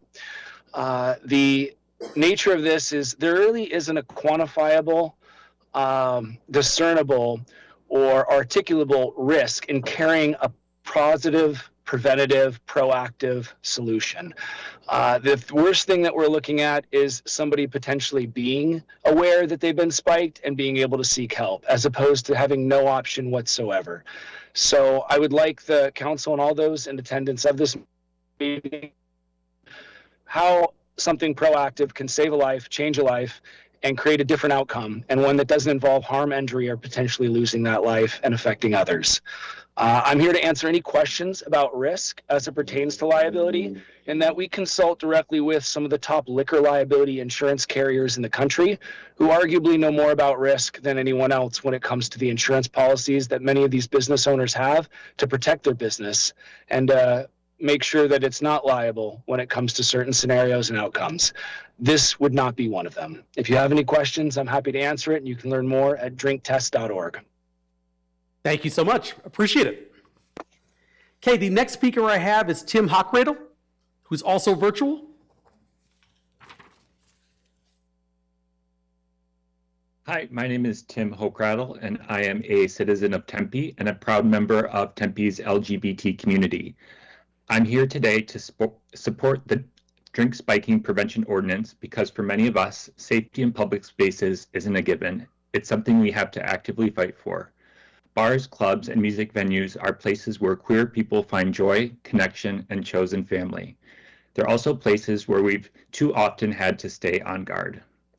Drink spiking isn't a hypothetical risk. It's a real and terrifying violation that disproportionately affects queer people, women, and trans and non-binary people. When someone's drink is tampered with, their autonomy is stolen and their ability to consent is taken away. That harm doesn't end when the night does. It lingers as trauma, fear, and mistrust. This ordinance sends a clear message. Tempe takes that harm seriously. It says that prevention matters, that accountability matters, and that businesses, patrons, and the city share the responsibility for keeping people safe. Simple measures like those put forth in this ordinance can mean the difference between someone getting home safely and someone being hurt. For the LGBT community, this is about dignity. It's about being able to exist openly without calculating risk at every turn. Supporting this ordinance is not anti-business or anti-fun. It's pro-safety, pro-community, and pro-human. Tempe has the chance to lead with compassion and common sense. I urge you to pass this ordinance and help make Tempe a place where everyone, no matter who they are or who they love, can enjoy a night out without fear. Thank you. Thank you. All right, really quickly, just saw that Raul Verdugo actually did jump into the virtual audience, so I'm going to circle back to Raul. Can you hear me? Yes, I can. Yes, Yes, please, I can. please state your name and city of residence. You have 3 minutes. Great. My name is Raul Verdugo. I'm based out of California. Good evening, Mayor and council members. My name is Raul Verdugo, and I am the Director of Advocacy for Alcohol Justice, a nonprofit public health organization that works nationally to promote evidence-based alcohol policies. Drink spiking is a well-documented but underreported public health problem, especially in nightlife and college communities. A recent survey of Arizona State University students found that 17% of women, 8% of men, and 20% of non-binary students reported experiencing suspected or confirmed drink tampering, despite only being of legal drinking age for a few years. These incidents can lead to trauma, assault, theft, and increasingly serious overdose risk due to today's drug supply. Yet many victims never report what happened because they fear they won't be believed. This ordinance offers a practical harm reduction response. By ensuring drink spiking test kits are available, it gives patrons a way to confirm what's in their drink, supports victims, and reduces opportunities for perpetrators. It is a low-cost, flexible, and non-punitive policy with immediate benefits for public safety and community well-being. It establishes a minimal requirement, gives businesses discretion over how they comply, avoids liability, and relies on incentives rather than punitive enforcement. Tempe has an opportunity to lead with a thoughtful, victim-centered approach to nightlife safety. We urge you to support this ordinance and help create a safer alcohol environment for everyone. Thank you again. Thank you so much. Greatly appreciated. The next speaker I have is in person, Joseph Uhas. Please come forward, state your name and city of residence. You have 3 minutes. Well, good evening, Mayor, members of council. Joe Uhas, resident of the city of Phoenix. I come before you as an individual who has really no role in this issue as a lobbyist or as a business owner. I'm here simply because I care about this issue. I've taken the time to attend your meeting and testify tonight because I've had friends whose children have been victims of these predators that this ordinance targets, and it wasn't pretty. I'm not going to repeat some of the things you've heard already this evening. I'll just add a couple of new things. I guess what disappoints me about this ordinance is that it's even necessary, because the truth be told, this ought to be a statewide issue. This ought to be a statewide law. It should be done on a statewide basis because these predators in Tempe, they're going to know about this. They're going to move on. They're going to move on to other communities because they know in those communities, they're not being watched by the governing body of those communities saying, we've got an eye on you. But as we all know, at the state capitol, that's where good ideas go to die. And it has to start somewhere. And I think you're taking this action tonight is going to start a movement, a model for other communities to follow. And Tempe should be where this movement starts because you're the home of the nation's largest university. Let's talk about the hospitality industry and the business community support. More to the point, responsible members of the business community. Perhaps you're a bit surprised tonight that this ordinance is not opposed by the alcohol beverage industry, but I'm not surprised. Some 25 years ago, I stood behind Governor Jane Hull as she signed what was the most impactful extreme DUI law in the nation's history, known as Loper's Law. Jerry Loper was a Chandler football coach whose life was cut short by an intoxicated driver who blew nearly 2.0 on a breathalyzer test. I was there in my capacity as then the CEO of the Arizona Restaurant Association. The ARA not only supported Loper's Law, but played a major role in crafting it because it recognized that most DUIs were committed at the time by those who blew well above the legal limit. You have tonight a similar opportunity to protect the safety of those who patronize Tempe establishments, as well as the interest of responsible operators of those establishments, to save those patrons from incidents of true horror, perhaps even save a life. Protections through your own staff-prepared summary calls what they call a small set of baseline safety steps. A small set of baseline safety steps that cost businesses virtually nothing, and the city virtually nothing due to sponsorship support. In fact, potentially saving Tempe taxpayers dollars because of reduction in incidents, meaning fewer emergency responses to treat victims on the scene, as those first responders are essentially taken off the street to meet other community needs. So in anticipation of your vote tonight, I want to thank you and congratulate you for taking this responsible action that our state as a whole will prove to be landmark as other communities will follow your leadership. Thank you very much. Thank you. The next speaker I have this evening is Nathan Edelbeck. Please come forward, state your name and city of residence. You have 3 minutes.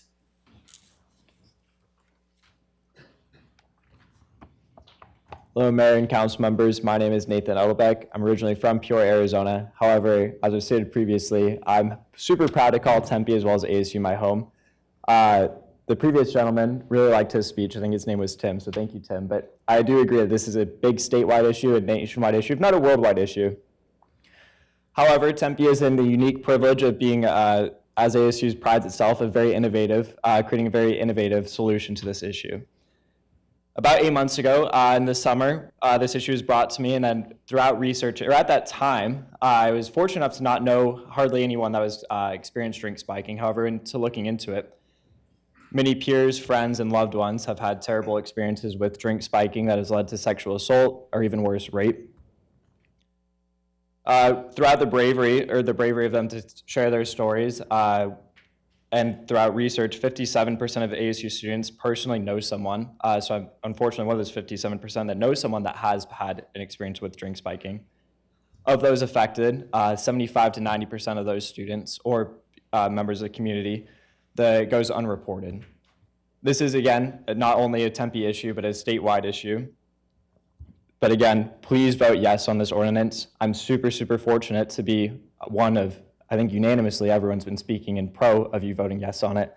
So again, please vote yes. And I know education has been something that's been brought up. Undergraduate student government of Tempe, as well as I hope all the undergraduate student governments and graduate student government would be beyond grateful to support you in this education. And again, we don't charge anything. So the tabling events that we've done, we've been putting money towards or providing the test kits to students. So please reach out to us, and if not, we'll reach out to you. And we really hope to work together on this. But thank you again to Councilmember Keating for bringing this up. And please vote yes on this to protect our community. Thank you. Thank you. All right, the next speaker I have this evening is Melissa Harlan. Please come forward, state your name and city of residence. You have 3 minutes.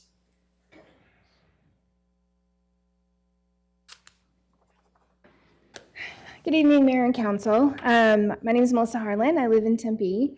I am a small business owner who does serve alcohol, but not after midnight. And I'm coming forward as a business owner, an employer, and a mom. As an employer, the majority of my staff are young women, but I do want to make the point again that this is really not a gendered issue. This affects everyone. Just personally, my staff is mostly young women, and they have this concern every time they go out. In fact, it actually deters a lot of them from going out because they're always thinking about what could potentially happen to them, or they know someone that has had a drink spiking issue, or they've been affected themselves. So just in the small pool of people that I took a survey of, they've all been very well aware of this issue for a really long time. And then as a mom, my daughter is 21, and she is vigilant about keeping an eye on her drink and also all of her friends that she goes out with every time. She's kind of the drink ninja. She will not get out of someone's hand. So this ordinance really is important. I think as other people have stated, Tempe is a leader in a lot of things that we do. And I think, again, because ASU is here and it's the biggest university, this is really important that we take the lead on this. I think it's not detrimental to businesses. If I did serve after midnight, I would not think that this is a hindrance at all. I think that it would actually help build trust in my business. But we go to bed real early, so we don't serve till after midnight. So I do urge you to please vote yes on this ordinance. I think it's really important that we are the leader on this one. Thank you. Thank you so much. The next speaker I have is Marley Valenzuela. Please come forward, state your name and city of residence. You have 3 minutes.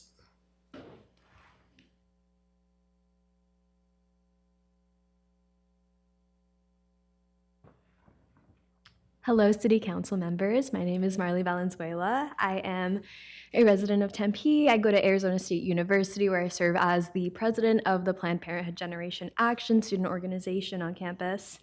I am here today to show my support for the drink spiking prevention ordinance as a young person living in a college town, an advocate for marginalized people, and a believer in the power of community supporting each other. I am currently in my final semester of my undergraduate degree, which I pursued here in Tempe all 4 years at the ASU campus. With that, I do feel qualified to say that I understand the culture of being an ASU Tempe student, in addition to feeling familiar with the bar and drinking cultures in the city. I understand that Tempe nightlife is full of young people who lack so much experience with drinking. I've been there. It is also no secret that underage people often acquire fake identification or make their way into 21 plus spaces through other means. I emphasize this point because I also want to highlight the thrill of being young and being introduced to alcohol in the cool and exciting spaces that serve it, bars. While bars can be amazing places to create memories and meet new people, bars are also spaces for experimenting and experiencing new limits with alcohol. Whether we like it or not, alcohol consumption can be dangerous. Creating a space where young people can drink alcohol for what may be the first time and in big groups is a risk.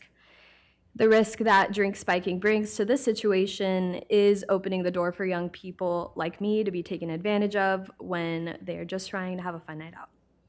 As I mentioned before, I am a student advocate on my campus.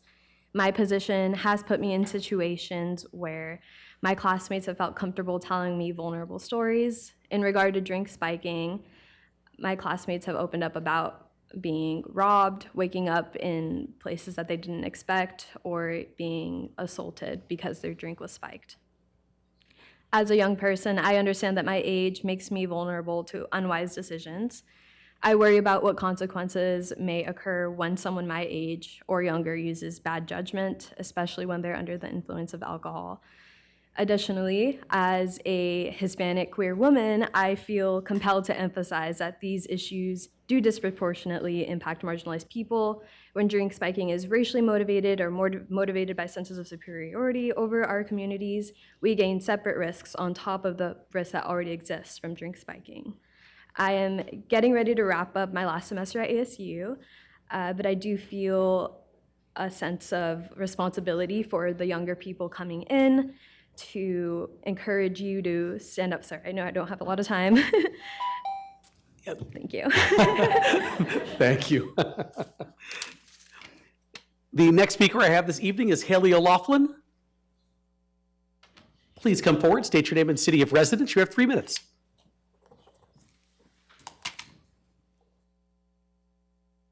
Hello, Mayor Woods and City Council members. My name is Haley O'Loughlin, and I am from Queen Creek, Arizona, and currently reside in Tempe as I attend ASU. I am a sophomore at Arizona State University, where I study justice studies and political science. I'm here to show my support for this ordinance. I personally know many individuals who have been impacted by drink spiking. These experiences are deeply troubling and highlight a serious public safety concern that affects people's ability to feel safe while enjoying Tempe City's nightlife. No one should have to worry that a night out with friends could put their health, safety, or life at risk.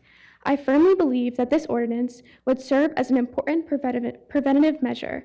By taking proactive steps to address drink spiking, the City of Tempe is sending a clear message that the safety of its residents, students, and visitors is a priority. This is especially important in a bustling city like Tempe.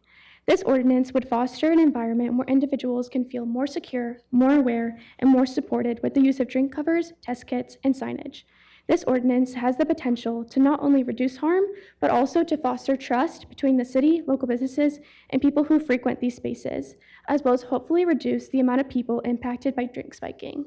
With that being said, I strongly urge your support of this ordinance. Its passage would be a meaningful step ensuring that Tempe remains a city where individuals can enjoy nightlife without fear and where public safety is treated with the seriousness it deserves. Thank you. Thank you. Okay, the next speaker I have is Leah Patrick.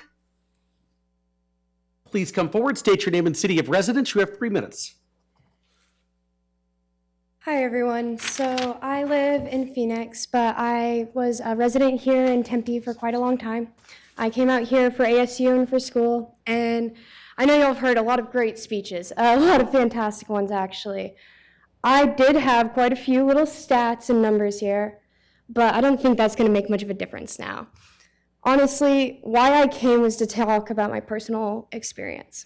I went to Mill Ave one day with one of my friends for her birthday, and me and my partner, you'll hear from him soon, both got drugged while we were out. Our drinks got spiked, and I am also the friend who always knocks the drink out of somebody's hand whenever somebody's put something near, if they've walked away from it, if they've looked away. Mine came from a shot that I got from a bartender, And I know that's scary. They're walking around with it. I don't know how it happened. But the reality is no matter how careful you are, it's not always careful enough. And when this moment happened, not only were both of us drugged, but I was found by police later, a couple blocks down, outside, with my pants ripped up, with bruises, and with blood underneath my fingernails. I ended up going to the hospital, and once they were able to find my partner, who had started trying to find his way home, walking home from the bar, because he had no other way to get to me, and he also isn't in the clear mind. He comes to pick me up, and I go home, and I don't wake up again for 2 days. I go to the bathroom, and that's when I find out everything that really happened. The second that I go to the bathroom, I know. The second I see the bruises that were hand marks on my legs, I knew. And I tried to report. I tried to talk to people about it. I tried to do something. And in all reality, there wasn't much I could do. Preventing this stuff and doing this is one of the most impactful things you could do to prevent somebody else from going through what I went through. And honestly, I felt weird at that point. I said, you know what, we've had a couple of drinks, let's go home. I'm tired, I don't feel like it. But everybody wanted me to have a good time, and so we tried. And honestly, in that moment, I would have tested my drink had I had a kit.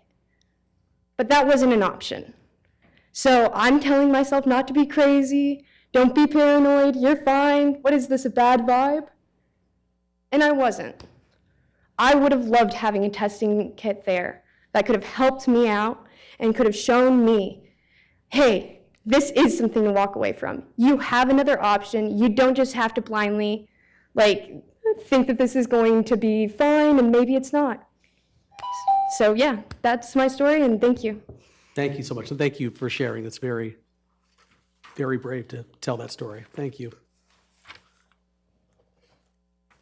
The next speaker I have is Marco McCrae. Please come forward, state your name and city of residence. You have 3 minutes. Hi, everyone. I'm Marco McCrae, current resident of Phoenix, but was a previous resident of Tempe. As you just heard from my partner, Leah, this is not a hypothetical situation. This is something that we're here to address that is real, that we're dealing with constantly. And that night, it was an average night on Mill. I was there to kind of watch her and her friends. I wasn't even really drinking, and things took such a sideways turn. It was clear that our drinks were spiked. We were immediately separated, which I knew something was very wrong. She would never leave without me. And as she said, she was found by the police. I walked home. I wasn't even able to get my phone to operate to order an Uber. Luckily, the Tempe police were at our apartment and told me that she was in the hospital. When I got there, she was unconscious, disoriented, and bruised. And I think that this entire experience, or I know this entire experience, completely robbed us of our bodily autonomy. And I think that this ordinance could even be beneficial for the bars on Mill Ave and in Tempe, because it could show that you guys really, really care about the safety of the patrons and potentially get additional patrons who are currently afraid to start going out. And either intentionally or unintentionally, this is currently a culture of acceptance. And these would-be predators are out there unchecked. And this is an awesome opportunity to set an example of accountability and show the community that the city and the business owners care.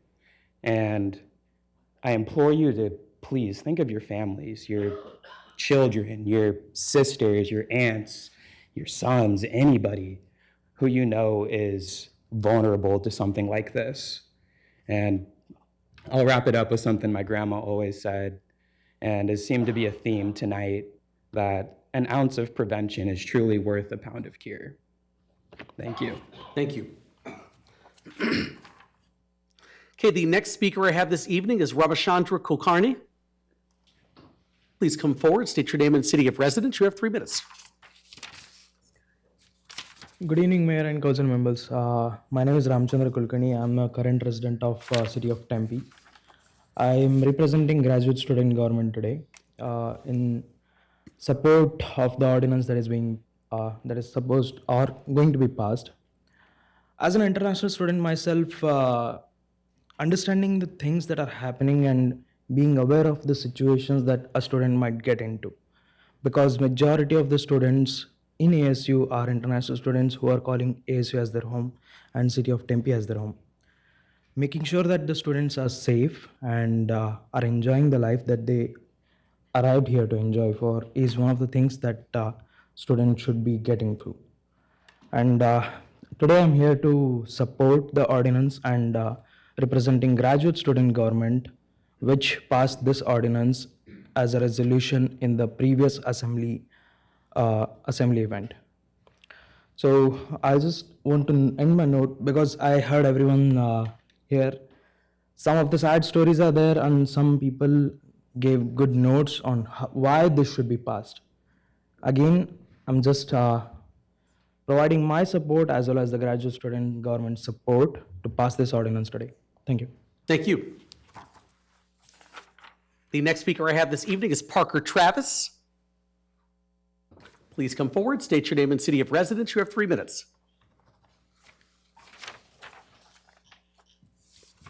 I'm Parker Travis. Currently living in Mesa, lived in Tempe for a few years, just recently moved. Everything I was going to say has been said 10 times over at this point, so I'm just here in support of this bill and then my friends who spoke earlier.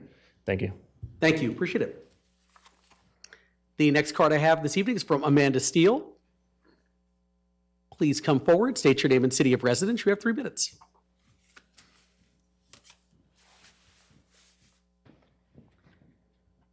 Hello, and thank you, Mayor, Council, and to the community. I am Amanda Steele. I am a resident of Chandler and born and raised in Tempe, and I am here tonight as the Vice President of the Governing Board of Tempe Union High School District, speaking on behalf of them in support of item 8C3. This ordinance provides the right balance between prevention, accountability, and education. It addresses drink spiking as a serious public safety concern, particularly for young and vulnerable populations, while supporting reporting and awareness without placing unreasonable burdens on businesses. Safer community spaces support safer learning environments. We appreciate the city's thoughtful, collaborative approach and look forward to continued partnership through education, awareness, and prevention efforts. Tempe Union High School District supports the adoption of this ordinance. Thank you so much for your time. Thank you so much. Appreciate it.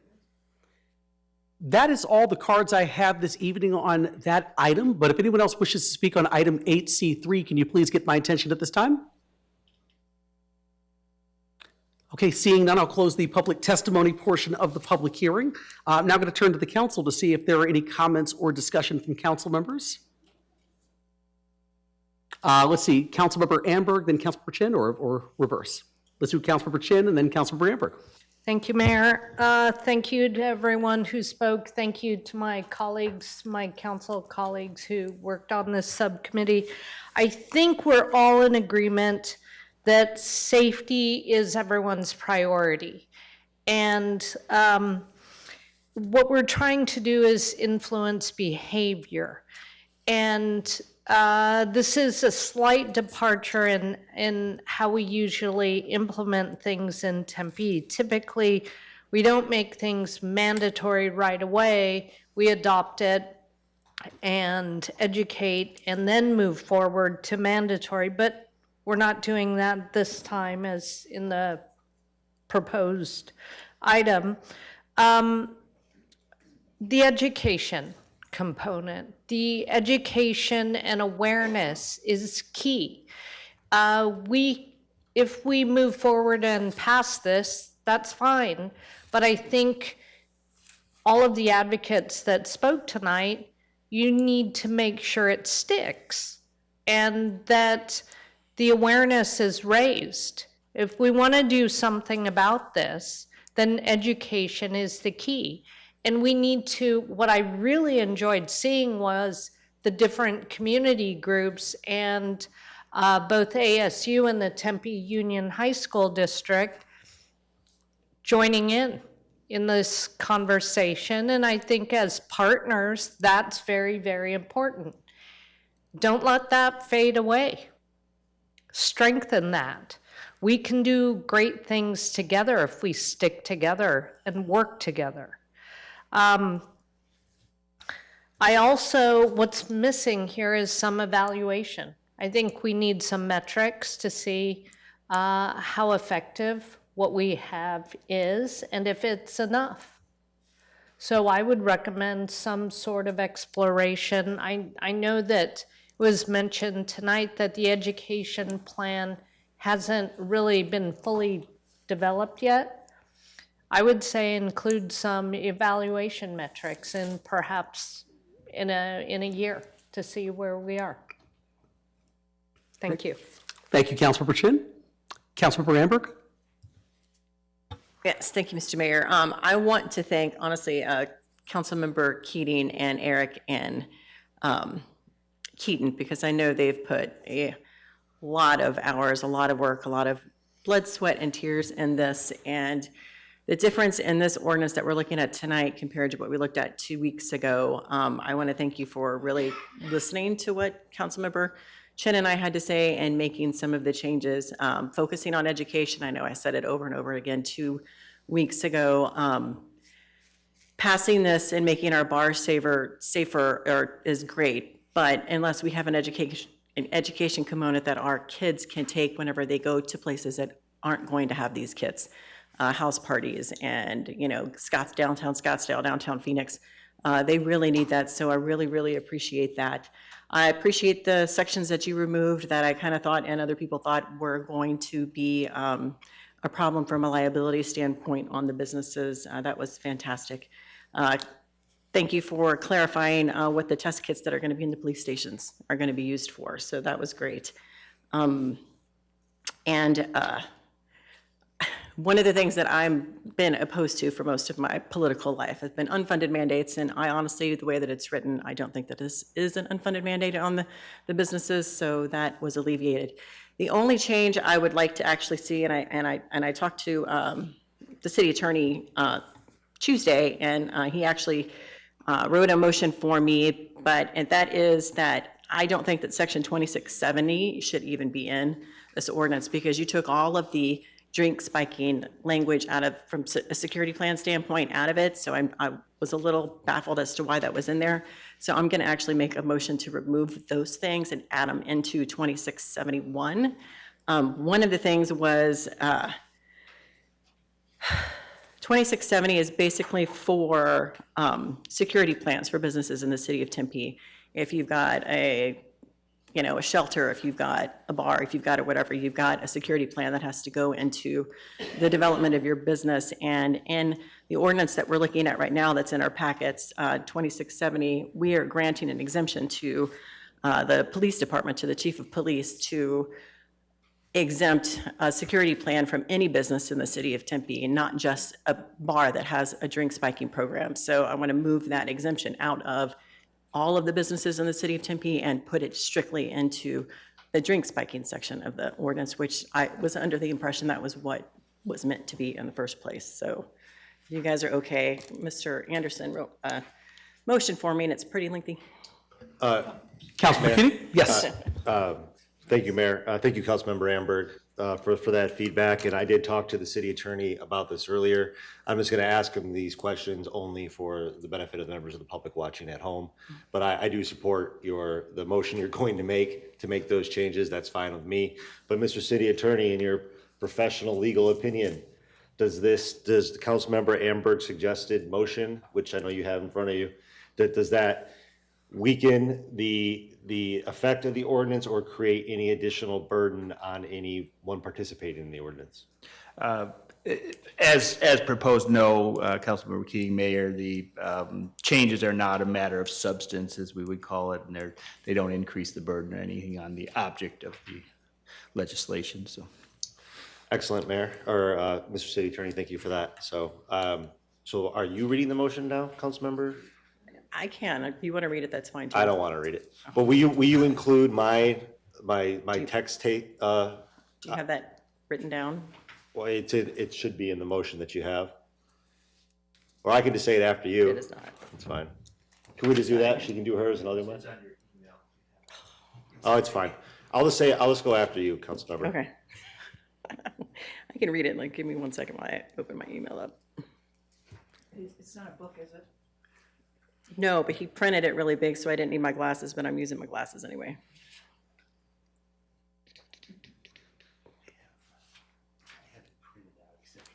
Okay, I got it. I can read it. And just as a note for all council as well, obviously, after there's a motion and a second, there can be additional comments if people would like to. So, but yes, Councilmember Amber. Mr. Mayor, I move to adopt ordinance 02026.05 as presented on the February 5th, 2026 agenda packet, subject to the following revisions. Number 1, proposed new subsection 26-7A(a)(5), which provides a definition of drink spiking, shall be removed from section 2670 and placed in a new subsection 2671H to read, in all caps, drink spiking shall mean any act or attempted act of unlawfully administering intoxicating liquors, narcotic drug, or dangerous drug as described in section 13-1205 of the Arizona Revised Statutes. Number 2, proposed changes to subsection 2670D regarding exemptions shall be removed and the subsection shall remain as currently adopted in the Tempe City Code. Instead, a new subsection 2671I shall be added to read, in all caps, the chief of police may grant exemptions from the requirements of this section regarding drink spiking to businesses whose normal operations are such that requiring certain elements of this section is not necessary to fulfill the intent of this section. In applying this exemption, the chief of police may consider the floor, plan, and layout of the business, the hours of operation, the method and manner of serving alcohol and food, age demographics, occupancy, history of complaints, or public safety actions at the establishment, and other relevant factors. And third, in proposed subsection 2671B4, change the requirement of at least 1-inch lettering to at least 1/4 of an inch lettering. Sounds good. Thank you, Councilmember Amberg. Okay, so that motion is on the table. Is there a second? Second. Seconded by Councilmember Keating. Okay, now, any further comments or discussion by members of council on this item? Yes, Mayor, I have. Yes, Councilmember Keating, please. So I guess, so Councilmember Amberg's motion, that is to approve, so we're. Yes. Okay. If she read it, it's moved to adopt. Okay, that's fine. Yeah, okay. Yes, moved to adopt the ordinance was, That's I fine. believe if I heard her correctly, she moved to adopt the ordinance with the revision, so. Right, yes, yeah, I'm not reading that again. I'm glad you took that up. Mayor, would you like me to put this on the Elmo? Just No, we're fine. Very good. No. Okay, he says he's fine. Okay, thank you. Well, I guess I just want to explain my vote, and obviously I got a lot of things to say on this issue. So I guess Councilmember Garland, did you want to go first before I do that, or 'cause I know you had some things you wanted to say? All right. Okay, Vice Mayor, please. Oh, excuse me, Vice Mayor Garland. Yeah, no, council member's fine. I am a council member. So first, I want to say thank you to Angelica, who is online, and Leah and Marco. Thank you for your courage to come here and to tell your stories and share those with us. And I'm so sorry for what you have been through, and I truly pray for your continued healing. So thank you for being here.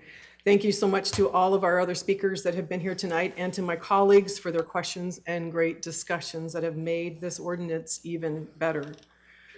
And we heard some stories tonight. We know that drink spiking is widely underreported due to memory loss, fear of blame, delayed awareness, and the lack of immediate testing. But the harm can be serious, and the tools to address it are simple and they are low cost. I want to thank committee member or council member Hodge for being on our committee and for always bringing the perspective of youth to our discussions, and her long time service history in our city to our committee meetings. And I want to thank Councilmember Keating, who's the committee chair, for bringing this issue up and for inviting us to be on your committee. So thank you so much. And thank you for working tirelessly with our stakeholders, listening to concerns and addressing the questions raised at our last council meeting. Making a strong ordinance that takes compromise and a genuine willingness to listen to all sides of an issue, and that work is reflected here. As discussed, the city will work alongside our business community to provide education and thoughtful implementation. And this reflects who we are in Tempe, a city that looks out for one another. And as our mayor said at our State of the City meeting or event, he said the actions of this committee could save lives. And I look forward to seeing its results come back to council so we can take action. And that is exactly what we are doing here tonight, ready to take action.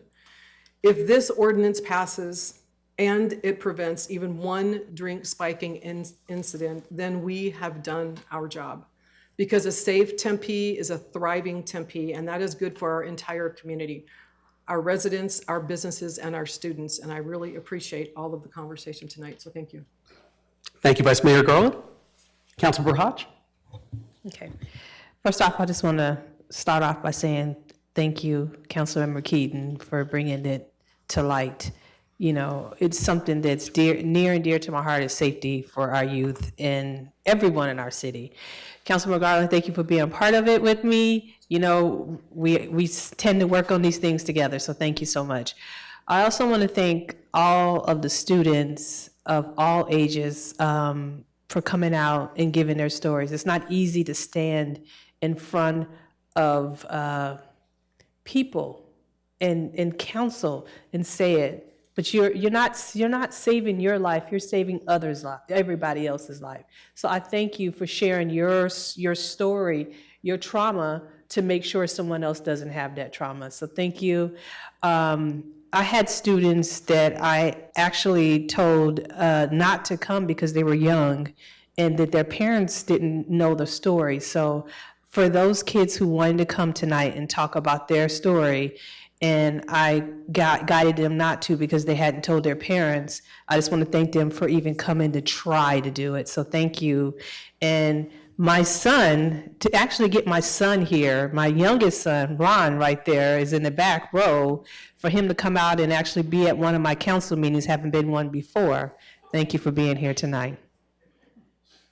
So that's all I had to say. I just want to make sure that we understand that this is such a movement. This is, it's building what Tempe is made of, and it's starting, you can tell by how many youth came out, how many young came out to talk tonight about this, to tell their story, so to make sure that the next generation or the next person above them won't have that story. So I thank you all. That's all I have to say. Thank you, Councilmember Hodge. Councilmember Amberg. Yes, Mr. Mayor, thank you. Actually, this request, kind of to piggyback on something that Councilmember Chen said as more of a request for the city manager. And that is like about a year after the implementation of the ordinance, if we'd be able to have a work study session on the progress of the ordinance and how well it's doing, if that would be possible. Madam City Manager. Yes, of course, but I'll defer to Councilmember Keating as well, since it's his committee. Madam City Manager, Councilmember Amberg, any council member can request an issue review at any time. So, I mean, I think it's normal operating procedure. So, yeah, absolutely. If that's a request that was made, that's something the staff will fulfill. Excuse me. Great. Thank you. Mayor, we'll agendize it now for a year from now. Great. Thank you so much. Appreciate it. All right. Any other comments or questions from council on this item?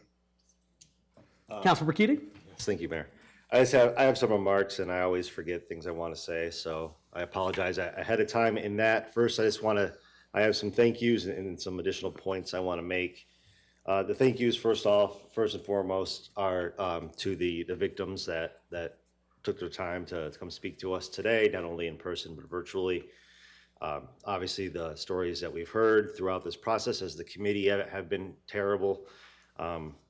Yeah, as Vice Mayor Garland said, this is about prevention and preventing stories like that. Passing this ordinance won't bring you the justice you deserve, but maybe it will prevent someone else from suffering that fate. I would like to thank our industry partners, No More and Nightcap, and Think Twice for their participation in making sure that this is at no cost or as little cost as possible and rolling this out. Very generous grants and sponsorship opportunities moving forward. I think once this is actually in place and going, there will be other places. Currently, liquor manufacturers and distributors give out coasters to bars. They're everywhere, right? And right now, those coasters are being used to cover drinks. And I would imagine it will come a time in Tempe, not too far from now, when instead of coasters, they're giving out covers with their logos on them, as they serve the same purpose. I do want to thank my committee members, Councilmember Hodge and Vice Mayor Garland. Man, this was not did not go as we expected at times, but I couldn't have done it without you guys. And I know you guys took a lot of calls from me, sometimes more frantic than not, sometimes later at night, never at 3 a.m. though, Councilmember Amberg.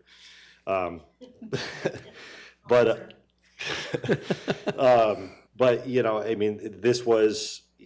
I got a lot of praise for this, but the truth of the matter is that this was a complete group effort between us all, and we worked diligently to come forward with an ordinance that we thought would best serve our purposes, and I'm very proud of what we have.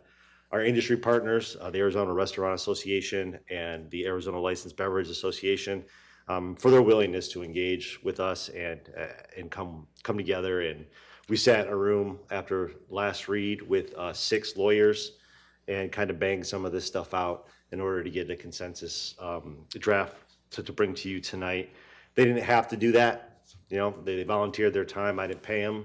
And these are very smart individuals and obviously all attorneys. So that generosity on their part was critical into getting us to where we are today. I want to thank all of our stakeholders that participated in this process through not only the public meetings, all the way till right now, whether they were for or against, ultimately having their involvement in this process brought us to a place where we have a better ordinance as a whole and a better plan moving forward with regards to education with our schools and university stakeholders as well. I want to thank the young people that showed up today. I mean, I'm inspired by the youth taking action. I mean, when I was that age, Mayor, you could have said, we'll give Randy Keating $100 to come to Tempe City Council, and I wouldn't have done it.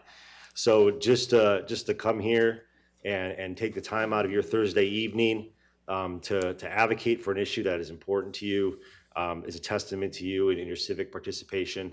And it's your voices that are going to get this thing over the finish line at the end of the day. I want to thank my colleagues, whether you're for or against it. We don't always agree on everything, and we can definitely disagree on the implementation and the process or what have you, but your input is always valued and considered, and I do appreciate the feedback. I do want to thank my aide Keaton, did just a ton of work on this, and this was definitely, Mayor, as said, a baptism by fire almost. Some of these processes, and really got an education, earning that political science degree in real life, and he's done a tremendous job. So let him enjoy his weekend. Leave him alone. Don't come to me, because then I'll have to go to him. So they'll leave me alone too. And the fact of the matter is, this could not have been done without his involvement and his professionalism and just being my right hand throughout this entire process. I want to just address some of the comments that were made outside of the victim comments, which were clearly the most powerful and should be the most germane in our consideration. But I really appreciated Mr. Uhas's comments about the predatory aspect of drink spiking. No one spikes a drink just to have a good laugh. It's always, almost always a precursor to a much more serious crime, whether that's robbery, whether that's sexual assault, whether that's rape, whether that's human trafficking. To spike someone's drink, as was said by a speaker, is to take their agency, is purposely to immobilize, to make the victims unable to defend themselves or even be aware of what is happening to them. To me, it is one of the most predatory things that you can do. And we are sending a clear signal that this type of behavior is not welcome in the city of Tempe. Not only it's not welcome anywhere, but in Tempe, we're taking it seriously. We're going to take it head on, and we're going to say we're going to hold you accountable. We're going to make sure that if you are a predator and you want to engage in these types of predatory behaviors, The city of Tempe is going to make it that much harder for you to do. So take that elsewhere. To that point, Mr. Uhas was absolutely right. This should be a statewide issue. The fact of the matter is predators will move. They won't come to Tempe, and I'm pleased about that, no doubt. But we don't want to see them going to our neighboring cities either. That's why I'm glad that the city of Chandler, the city of Phoenix, and the city of Mesa are looking at similar ordinances. So I do believe that this will become a regional, if not statewide effort. And I got good news for those pushing it in Chandler, Phoenix, and Mesa. We already did the heavy lifting. We got the Restaurant Association and the Liquor Association, to be partners with us on this. So you have a template now to move forward to also provide these safeties in your own communities, and I certainly hope you do. Mayor, we talked about this during my first campaign when I launched my website. I had 4 main points, and they were sustainability, livability, and workability. But in my 4th point was Tempe leads. And I talked about just the history of Tempe being on the forefront of important issues, whether it was your non-discrimination ordinance in 2014 and other examples of which Tempe has said, these are tough issues. A lot of times they should be state issues, but frankly, the state legislature isn't getting a whole lot done these days, regardless of what party is in power. And Tempe has always not been afraid to tackle and be on the forefront of adopting change that is hard, and it can be scary to see, but ultimately has proven time and time again that Tempe continues to be a leader in the region on very important issues such as this. So I'm very happy, Mayor, assuming it's going to pass, and I just think everyone, now the real work begins with regards to education, with regards to implementation, and regards to enforcement. I forgot to thank Tempe PD, and I forgot to thank city staff, so I'm gonna do that now too. Glad I remembered. City staff, particularly the city attorney, did a lot of work on this. I did exempt him from that meeting of 6 lawyers because I was like, dude, we'll just come to you when we're done. I'm not going to subject you to that. He's been incredibly helpful throughout this process, so I do thank you, Mr. City Attorney. And of course, Tempe PD is an instrumental partner in all of this. And one of the things I was worried about when we first were talking about this issue was PD would find it burdensome and would say, this is going to be too much. It was never that attitude. It was immediately what Officer Bacon said today was, if this is going to improve public safety, then we're all about it in the city of Tempe. And they acted like that throughout the entire process. How can we help you implement this? So that's a testament to Tempe PD's attitude of creating a culture of safety in the city and enforcing the law and protecting the victims. So Mayor, with that, I think I'll be quiet and we can vote. Thank you, Councilmember Keating. And since I really do want your comments to be the last ones, I just wanted to say thank you again to everyone who took part of this process. And obviously, thank you to the committee as well, Councilmember Keating, Vice Mayor Garland, and Councilmember Hodge for your work and your stewardship. And Councilmember Keating, a special thank you to you for bringing this forward. And I definitely remember that first campaign of yours, and I remember you talking about that. And I do think that this is absolutely keeping the promises that you made to voters back in 2016. So I just wanted to congratulate you on that, but also thank you very much, Councilmember Hodge and Vice Mayor Garland, for all the work that you've done. Thank you, Mayor. And with that, if there are no further comments, let's vote.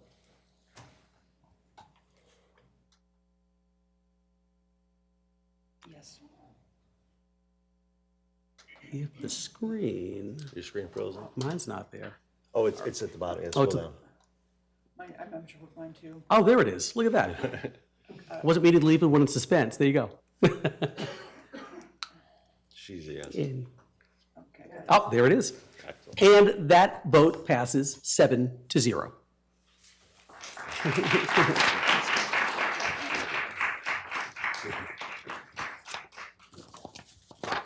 With that said, before we get to the consent agenda, I think we're going to take a little 5-minute break here just to kind of stand up and stretch. Whatever. We will come back at about 8:25 p.m. So we're going to adjourn for about 5-6 minutes. Thank you.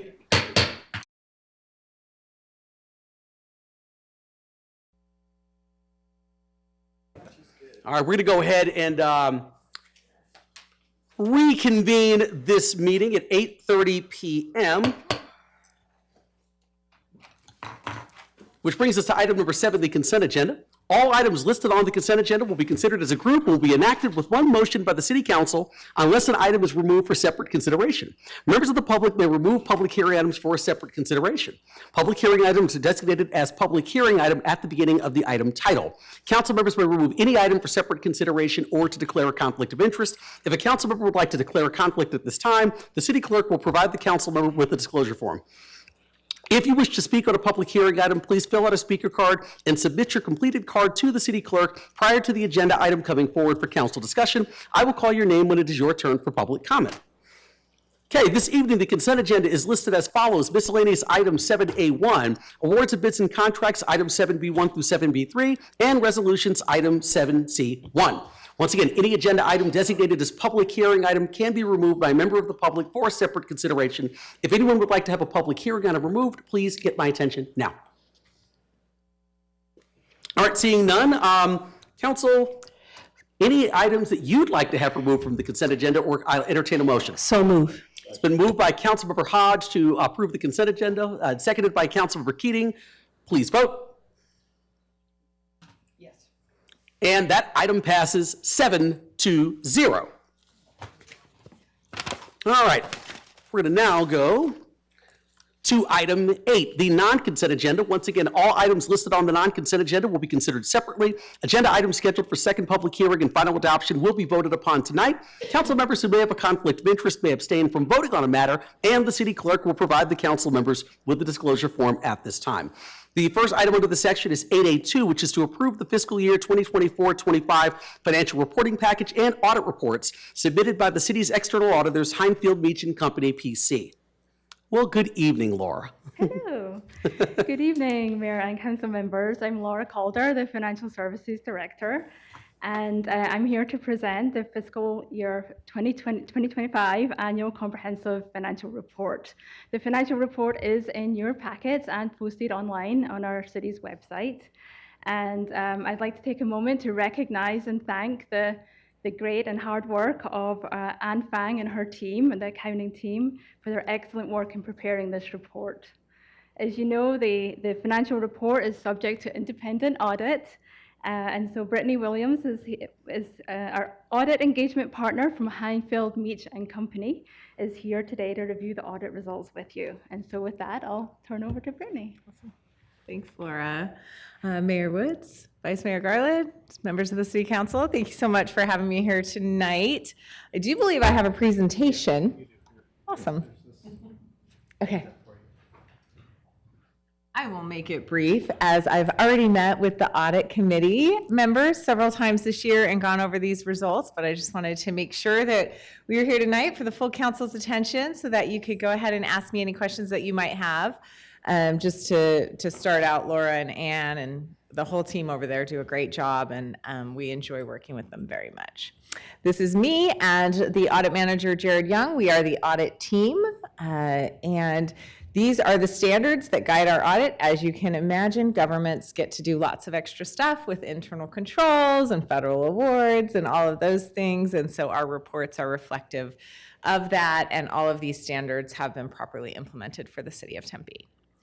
I just wanted to highlight that the one piece that we're kind of put into the financial statements that you might have in front of you is this independent auditor's report.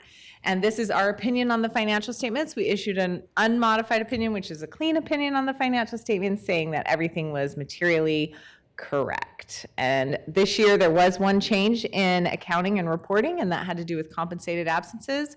Basically increased the liability balance for some entities, not too much for Tempe. We also issued an independent accountant's report on the Highway User Revenue Fund monies. Everything looked good there. They were spent in accordance with state statute. Here's some of our timelines. We performed field work over the summer. We come out for final field work on the financial statements near Halloween. And then we issued our audit opinion and the HERF report on December 16th. We are not quite done with the single audit report. The maybe was up there because we weren't sure we were going to get a compliance supplement, but we actually got it right before Thanksgiving, so it was a lovely present. And we will be able to issue that federal compliance single audit report by March 31st. And then we're also still working on the ELR and the HUD React. So we've got a couple of reports left to do by March 31st. We anticipate no issues there, and then we'll start the audit all over again next summer. Yeah, these are some of the reports that go into that single audit report, and this is a draft. We do have a draft out to management for the single audit report, and I just wanted to show you the synopsis page. When you see those no's all the way down, that's a very good sign. That means there were no findings, there were no material weaknesses, no significant deficiencies, everything looked great. We audited the housing voucher cluster this year based on our risk assessment, and everything looked great. So it's in draft, it's not finalized yet. Some resources for you in case you're interested on learning more about internal controls or government finance. And with that, that's our website if you want to learn more about our firm. And there's our contact information. Do you have any questions for me this evening? Thank you very much. Anyone have any questions? Oh, Vice Mayor Garland? I don't have a question. I just want to say, I think all of us have sat on the audit committee at one time or another. And the work that you do, I mean, this is like a quick presentation, but it is incredible, all the work that you guys do. So thank you so much. Thank you so much, Vice Mayor. I appreciate that. Thank you. Absolutely. Absolutely. Yay. Hello.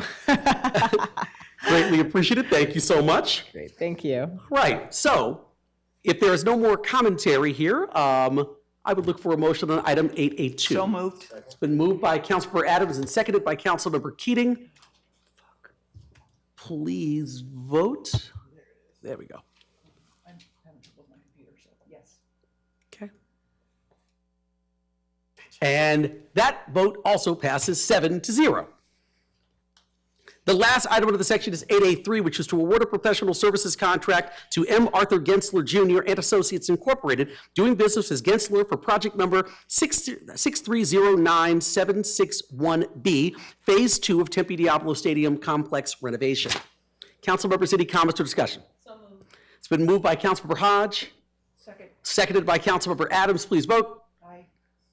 And that item passes 7-0.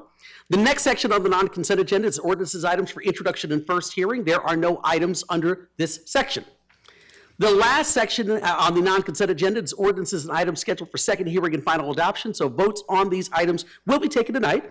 First item under the section is 8C1, which is to hold the second and final public hearing to adopt a resolution for a general plan land use and residential map amendment from mixed use high to commercial, and adopt an ordinance for a zoning map amendment from R4 TOD to CSS TOD on 0.7 acres for Marlot's Garage located at 1249 East 8th Street. The applicant is Motley Design Group LLC. Once again, this resolution authorizing the general plan amendment requires at least a 2/3 city council vote for approval, which is at least 5 out of 7 council members. Is there any kind of a presentation from the applicant? I know we heard one the last time, but. Yeah, it's the same one. He said it's the same one, so thank you. I appreciate that then. All right, this is also a public hearing item, and I think that was a sort of a somewhat fake motion by Councilmember Keating. I could tell by the inflection of his voice, so I'm just going to go with that. But let's see, we're going to open up the public testimony portion of the public hearing. Is there anyone in the audience wishing to address the council on item 8C1? If so, please get my attention.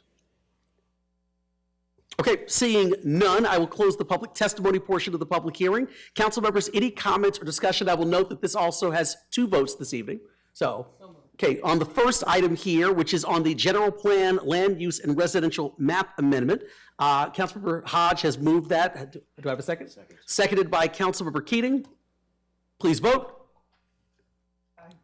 And that item passes 7-0. The second vote this evening is on the zoning map amendment. So do I have a motion on that? So moved. It's been moved by Councilmember Keating and seconded by Councilmember Hodge. The screen refresh, and here we go. Aye. And that item also passes 7-0. The last item under the section is 8C2, which is to hold the second and final public hearing to adopt a resolution for a general plan, land use, and residential density map amendment from mixed-use moderate to mixed-use industrial moderate, and adopt an ordinance for a zoning map amendment from MU4 PAD to GID on approximately 25 acres for Priest Alameda, located at 2750 South Priest Drive. The applicant is Gamage and Burnham PLC. Once again, This resolution authorizing the general plan amendment requires at least a 2/3 city council majority vote for approval, which is 5 out of 7 members of council. Is there a presentation from the applicant, Ms. Vaz? Mr. Mayor, not unless you need a presentation. All right, she said for all those watching at home, or not unless we need one, since we did have a presentation at the first public hearing. Council members, any questions for Ms. Vaz on this item? Okay, we got it's a public hearing, unless you need to withdraw those. Okay. Okay, thank you very much. All right, since there are no questions, I'm going to also open up the public testimony portion of the public hearing. Mr. City Attorney, I was right there with you, don't worry. Let's see, anyone would like to speak on item 8C2, can you please get my attention at this time? All right, seeing none, I'll close the public testimony portion of the public hearing, and I will look back to Councilmember Hodge. Second. It's been moved by Councilmember Hodge and seconded by Councilmember Adams. Aye. Please vote. Oh, actually, I should mention, that vote is on the general plan, land use, and residential density map amendment. And that vote passes 7-0. The second vote is on the zoning map amendment. So do I have a motion on that item? So moved. It's been moved by Councilmember Keating, seconded by Councilmember Hodge. Please vote. And that item passes 7-0. And just a note too, only a simple majority was required for approval, but that statement's moot since it was 7-0. That brings me to item 9, current events, council announcements, and future agenda items. Once again, council members may request that an agenda item be added to a future council meeting during their allotted time, but in accordance with the open meeting law, there should be no discussion on the item other than to clarify the request. So I'll now call on council members for their comments and or requests to add an item to a future council meeting. And I'm going to start this evening with Councilmember Keating. Mayor, you've heard me talk enough tonight. Thank you, sir. Next up, Councilmember Adams.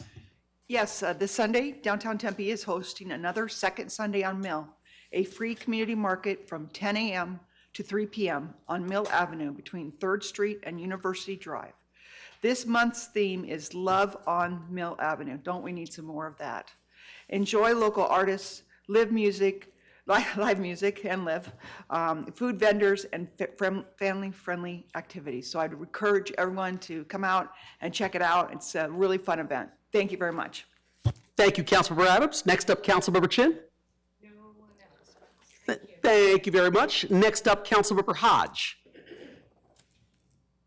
Yes, last week, Councilmember Chin and myself and the mayor, we went the groundbreaking of the John McCain Museum. I cannot wait to see it in its full. I can't wait to see how much it, how educational it'll be for the community, and I'm just excited. Yeah. And next is do we have the part of the animal cruelty and welfare? We also have our subcommittee. We have the park rangers. They have their new bark rangers in September. I am so tired. Saturday, February 14th, from 8 a.m. to 10 p.m. 10 a.m. There you go, Papago Park. You have the new bark rangers out there. So I'm going to be there with my dog. And so is Vice Mayor Garlick going to be out there. So let's come out, enjoy ourselves. And I want to wish everybody a happy Black History Month. The person in the picture with me, that is Bernice King. That is Dr. Martin Luther King's youngest child. I got to introduce her last year. And I will say this, Black history is our history. So everybody enjoy the month and learn a fact that you didn't know about something in history. So thank you. Thank you. Next up, Councilmember Amberg. Thank you, Mr. Mayor. First up is Love at First Bark. Valentine's Day is right around the corner, so what's better way to celebrate than by adopting your very new best friend? Join the Watermark Tempe and the Arizona Humane Society for Love at First Bark, a fun, family-friendly pet adoption event. The event takes place from 10 a.m. to 2 p.m. by the splash pad at 410 North Scottsdale Road. Admission is free. Free parking is also available, and you're going to meet some adoptable dogs, enjoy a live DJ, and take photos as a pet and an owner. They've got a pet and an owner photo booth, and enter for special giveaways. My second one is the Susie Foundation All Ability 5K. It's going to take place on Sunday, February the 15th at Kiwanis Park by the North Soccer Fields. It's an inclusive event and invites everyone to walk, run, or roll, regardless of your ability level. The race supports the Susie Foundation's mission to provide essential adaptive equipment for individuals with special needs, items that are often not covered by your medical insurance. Participants can choose between a 5K, a 1 mile fun run, or a virtual option, and all participants receive a finisher medal and an event t-shirt. Registration opens at 8, the race starts at 9, and if you want more information and to register, head over to their website at susiefoundation.org. Thank you. Thank you. Next up, Vice Mayor Garland. Thank you. I just want to say that when Mayor Woods was elected and City Manager Rosa Chelsea was in her position, we really worked really hard on trying to bring back the Salt River Pima Maricopa Indian Community co-council meeting. And I am so glad that that was brought back. And I really appreciate the relationships that we have started to really work on and improve. And we had such a great time this past week talking about things that are happening on their tribal community, on their lands, things that we're doing in the city of Tempe and ways that we can work together. So thank you so much, City Manager and Mayor, for bringing this back. And thank you so much for staff for doing the presentations. They were really impressed with the things that we were doing, and we were equally impressed with what they were doing. So I want to say thank you to President Martin Harvier, Vice President Ricardo Leonard, Council members David Antone, Jacob Butler, Micah Carlos, Cheryl Doka, Suk Fullwilder, Michael Dallas, and Dina Scabby. Thank you so much for participating and working with us, the councils together. So thank you. Thank you very much. Councilmember Adams?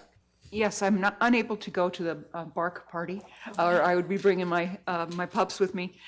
So I have a funeral, unfortunately. So that's I think a very good excuse. So next time I'll be there. They have more coming. Okay, good. Thank you, Councilmember Adams. Just one quick announcement this evening. Just wanted to make sure to wish a very happy birthday to our colleague, Arlene Chin, who had a birthday this past Tuesday. So just wanted to say happy birthday to you, Councilmember. And now she's going to kill me afterwards, but that's okay. Just don't say Which brings me to item number 10, public appearances. So the rules for speaking during public appearances right now shall be the same as earlier during item number 6. So is there anyone in the audience wishing to address the council? Can you please get my attention at this time? All right, seeing none, I will close that portion of the meeting and go to item 11, which is adjournment. The next scheduled regular city council meeting will be on March 5th, 2026. Wow. I got you. We are adjourned at 8:48 p.m.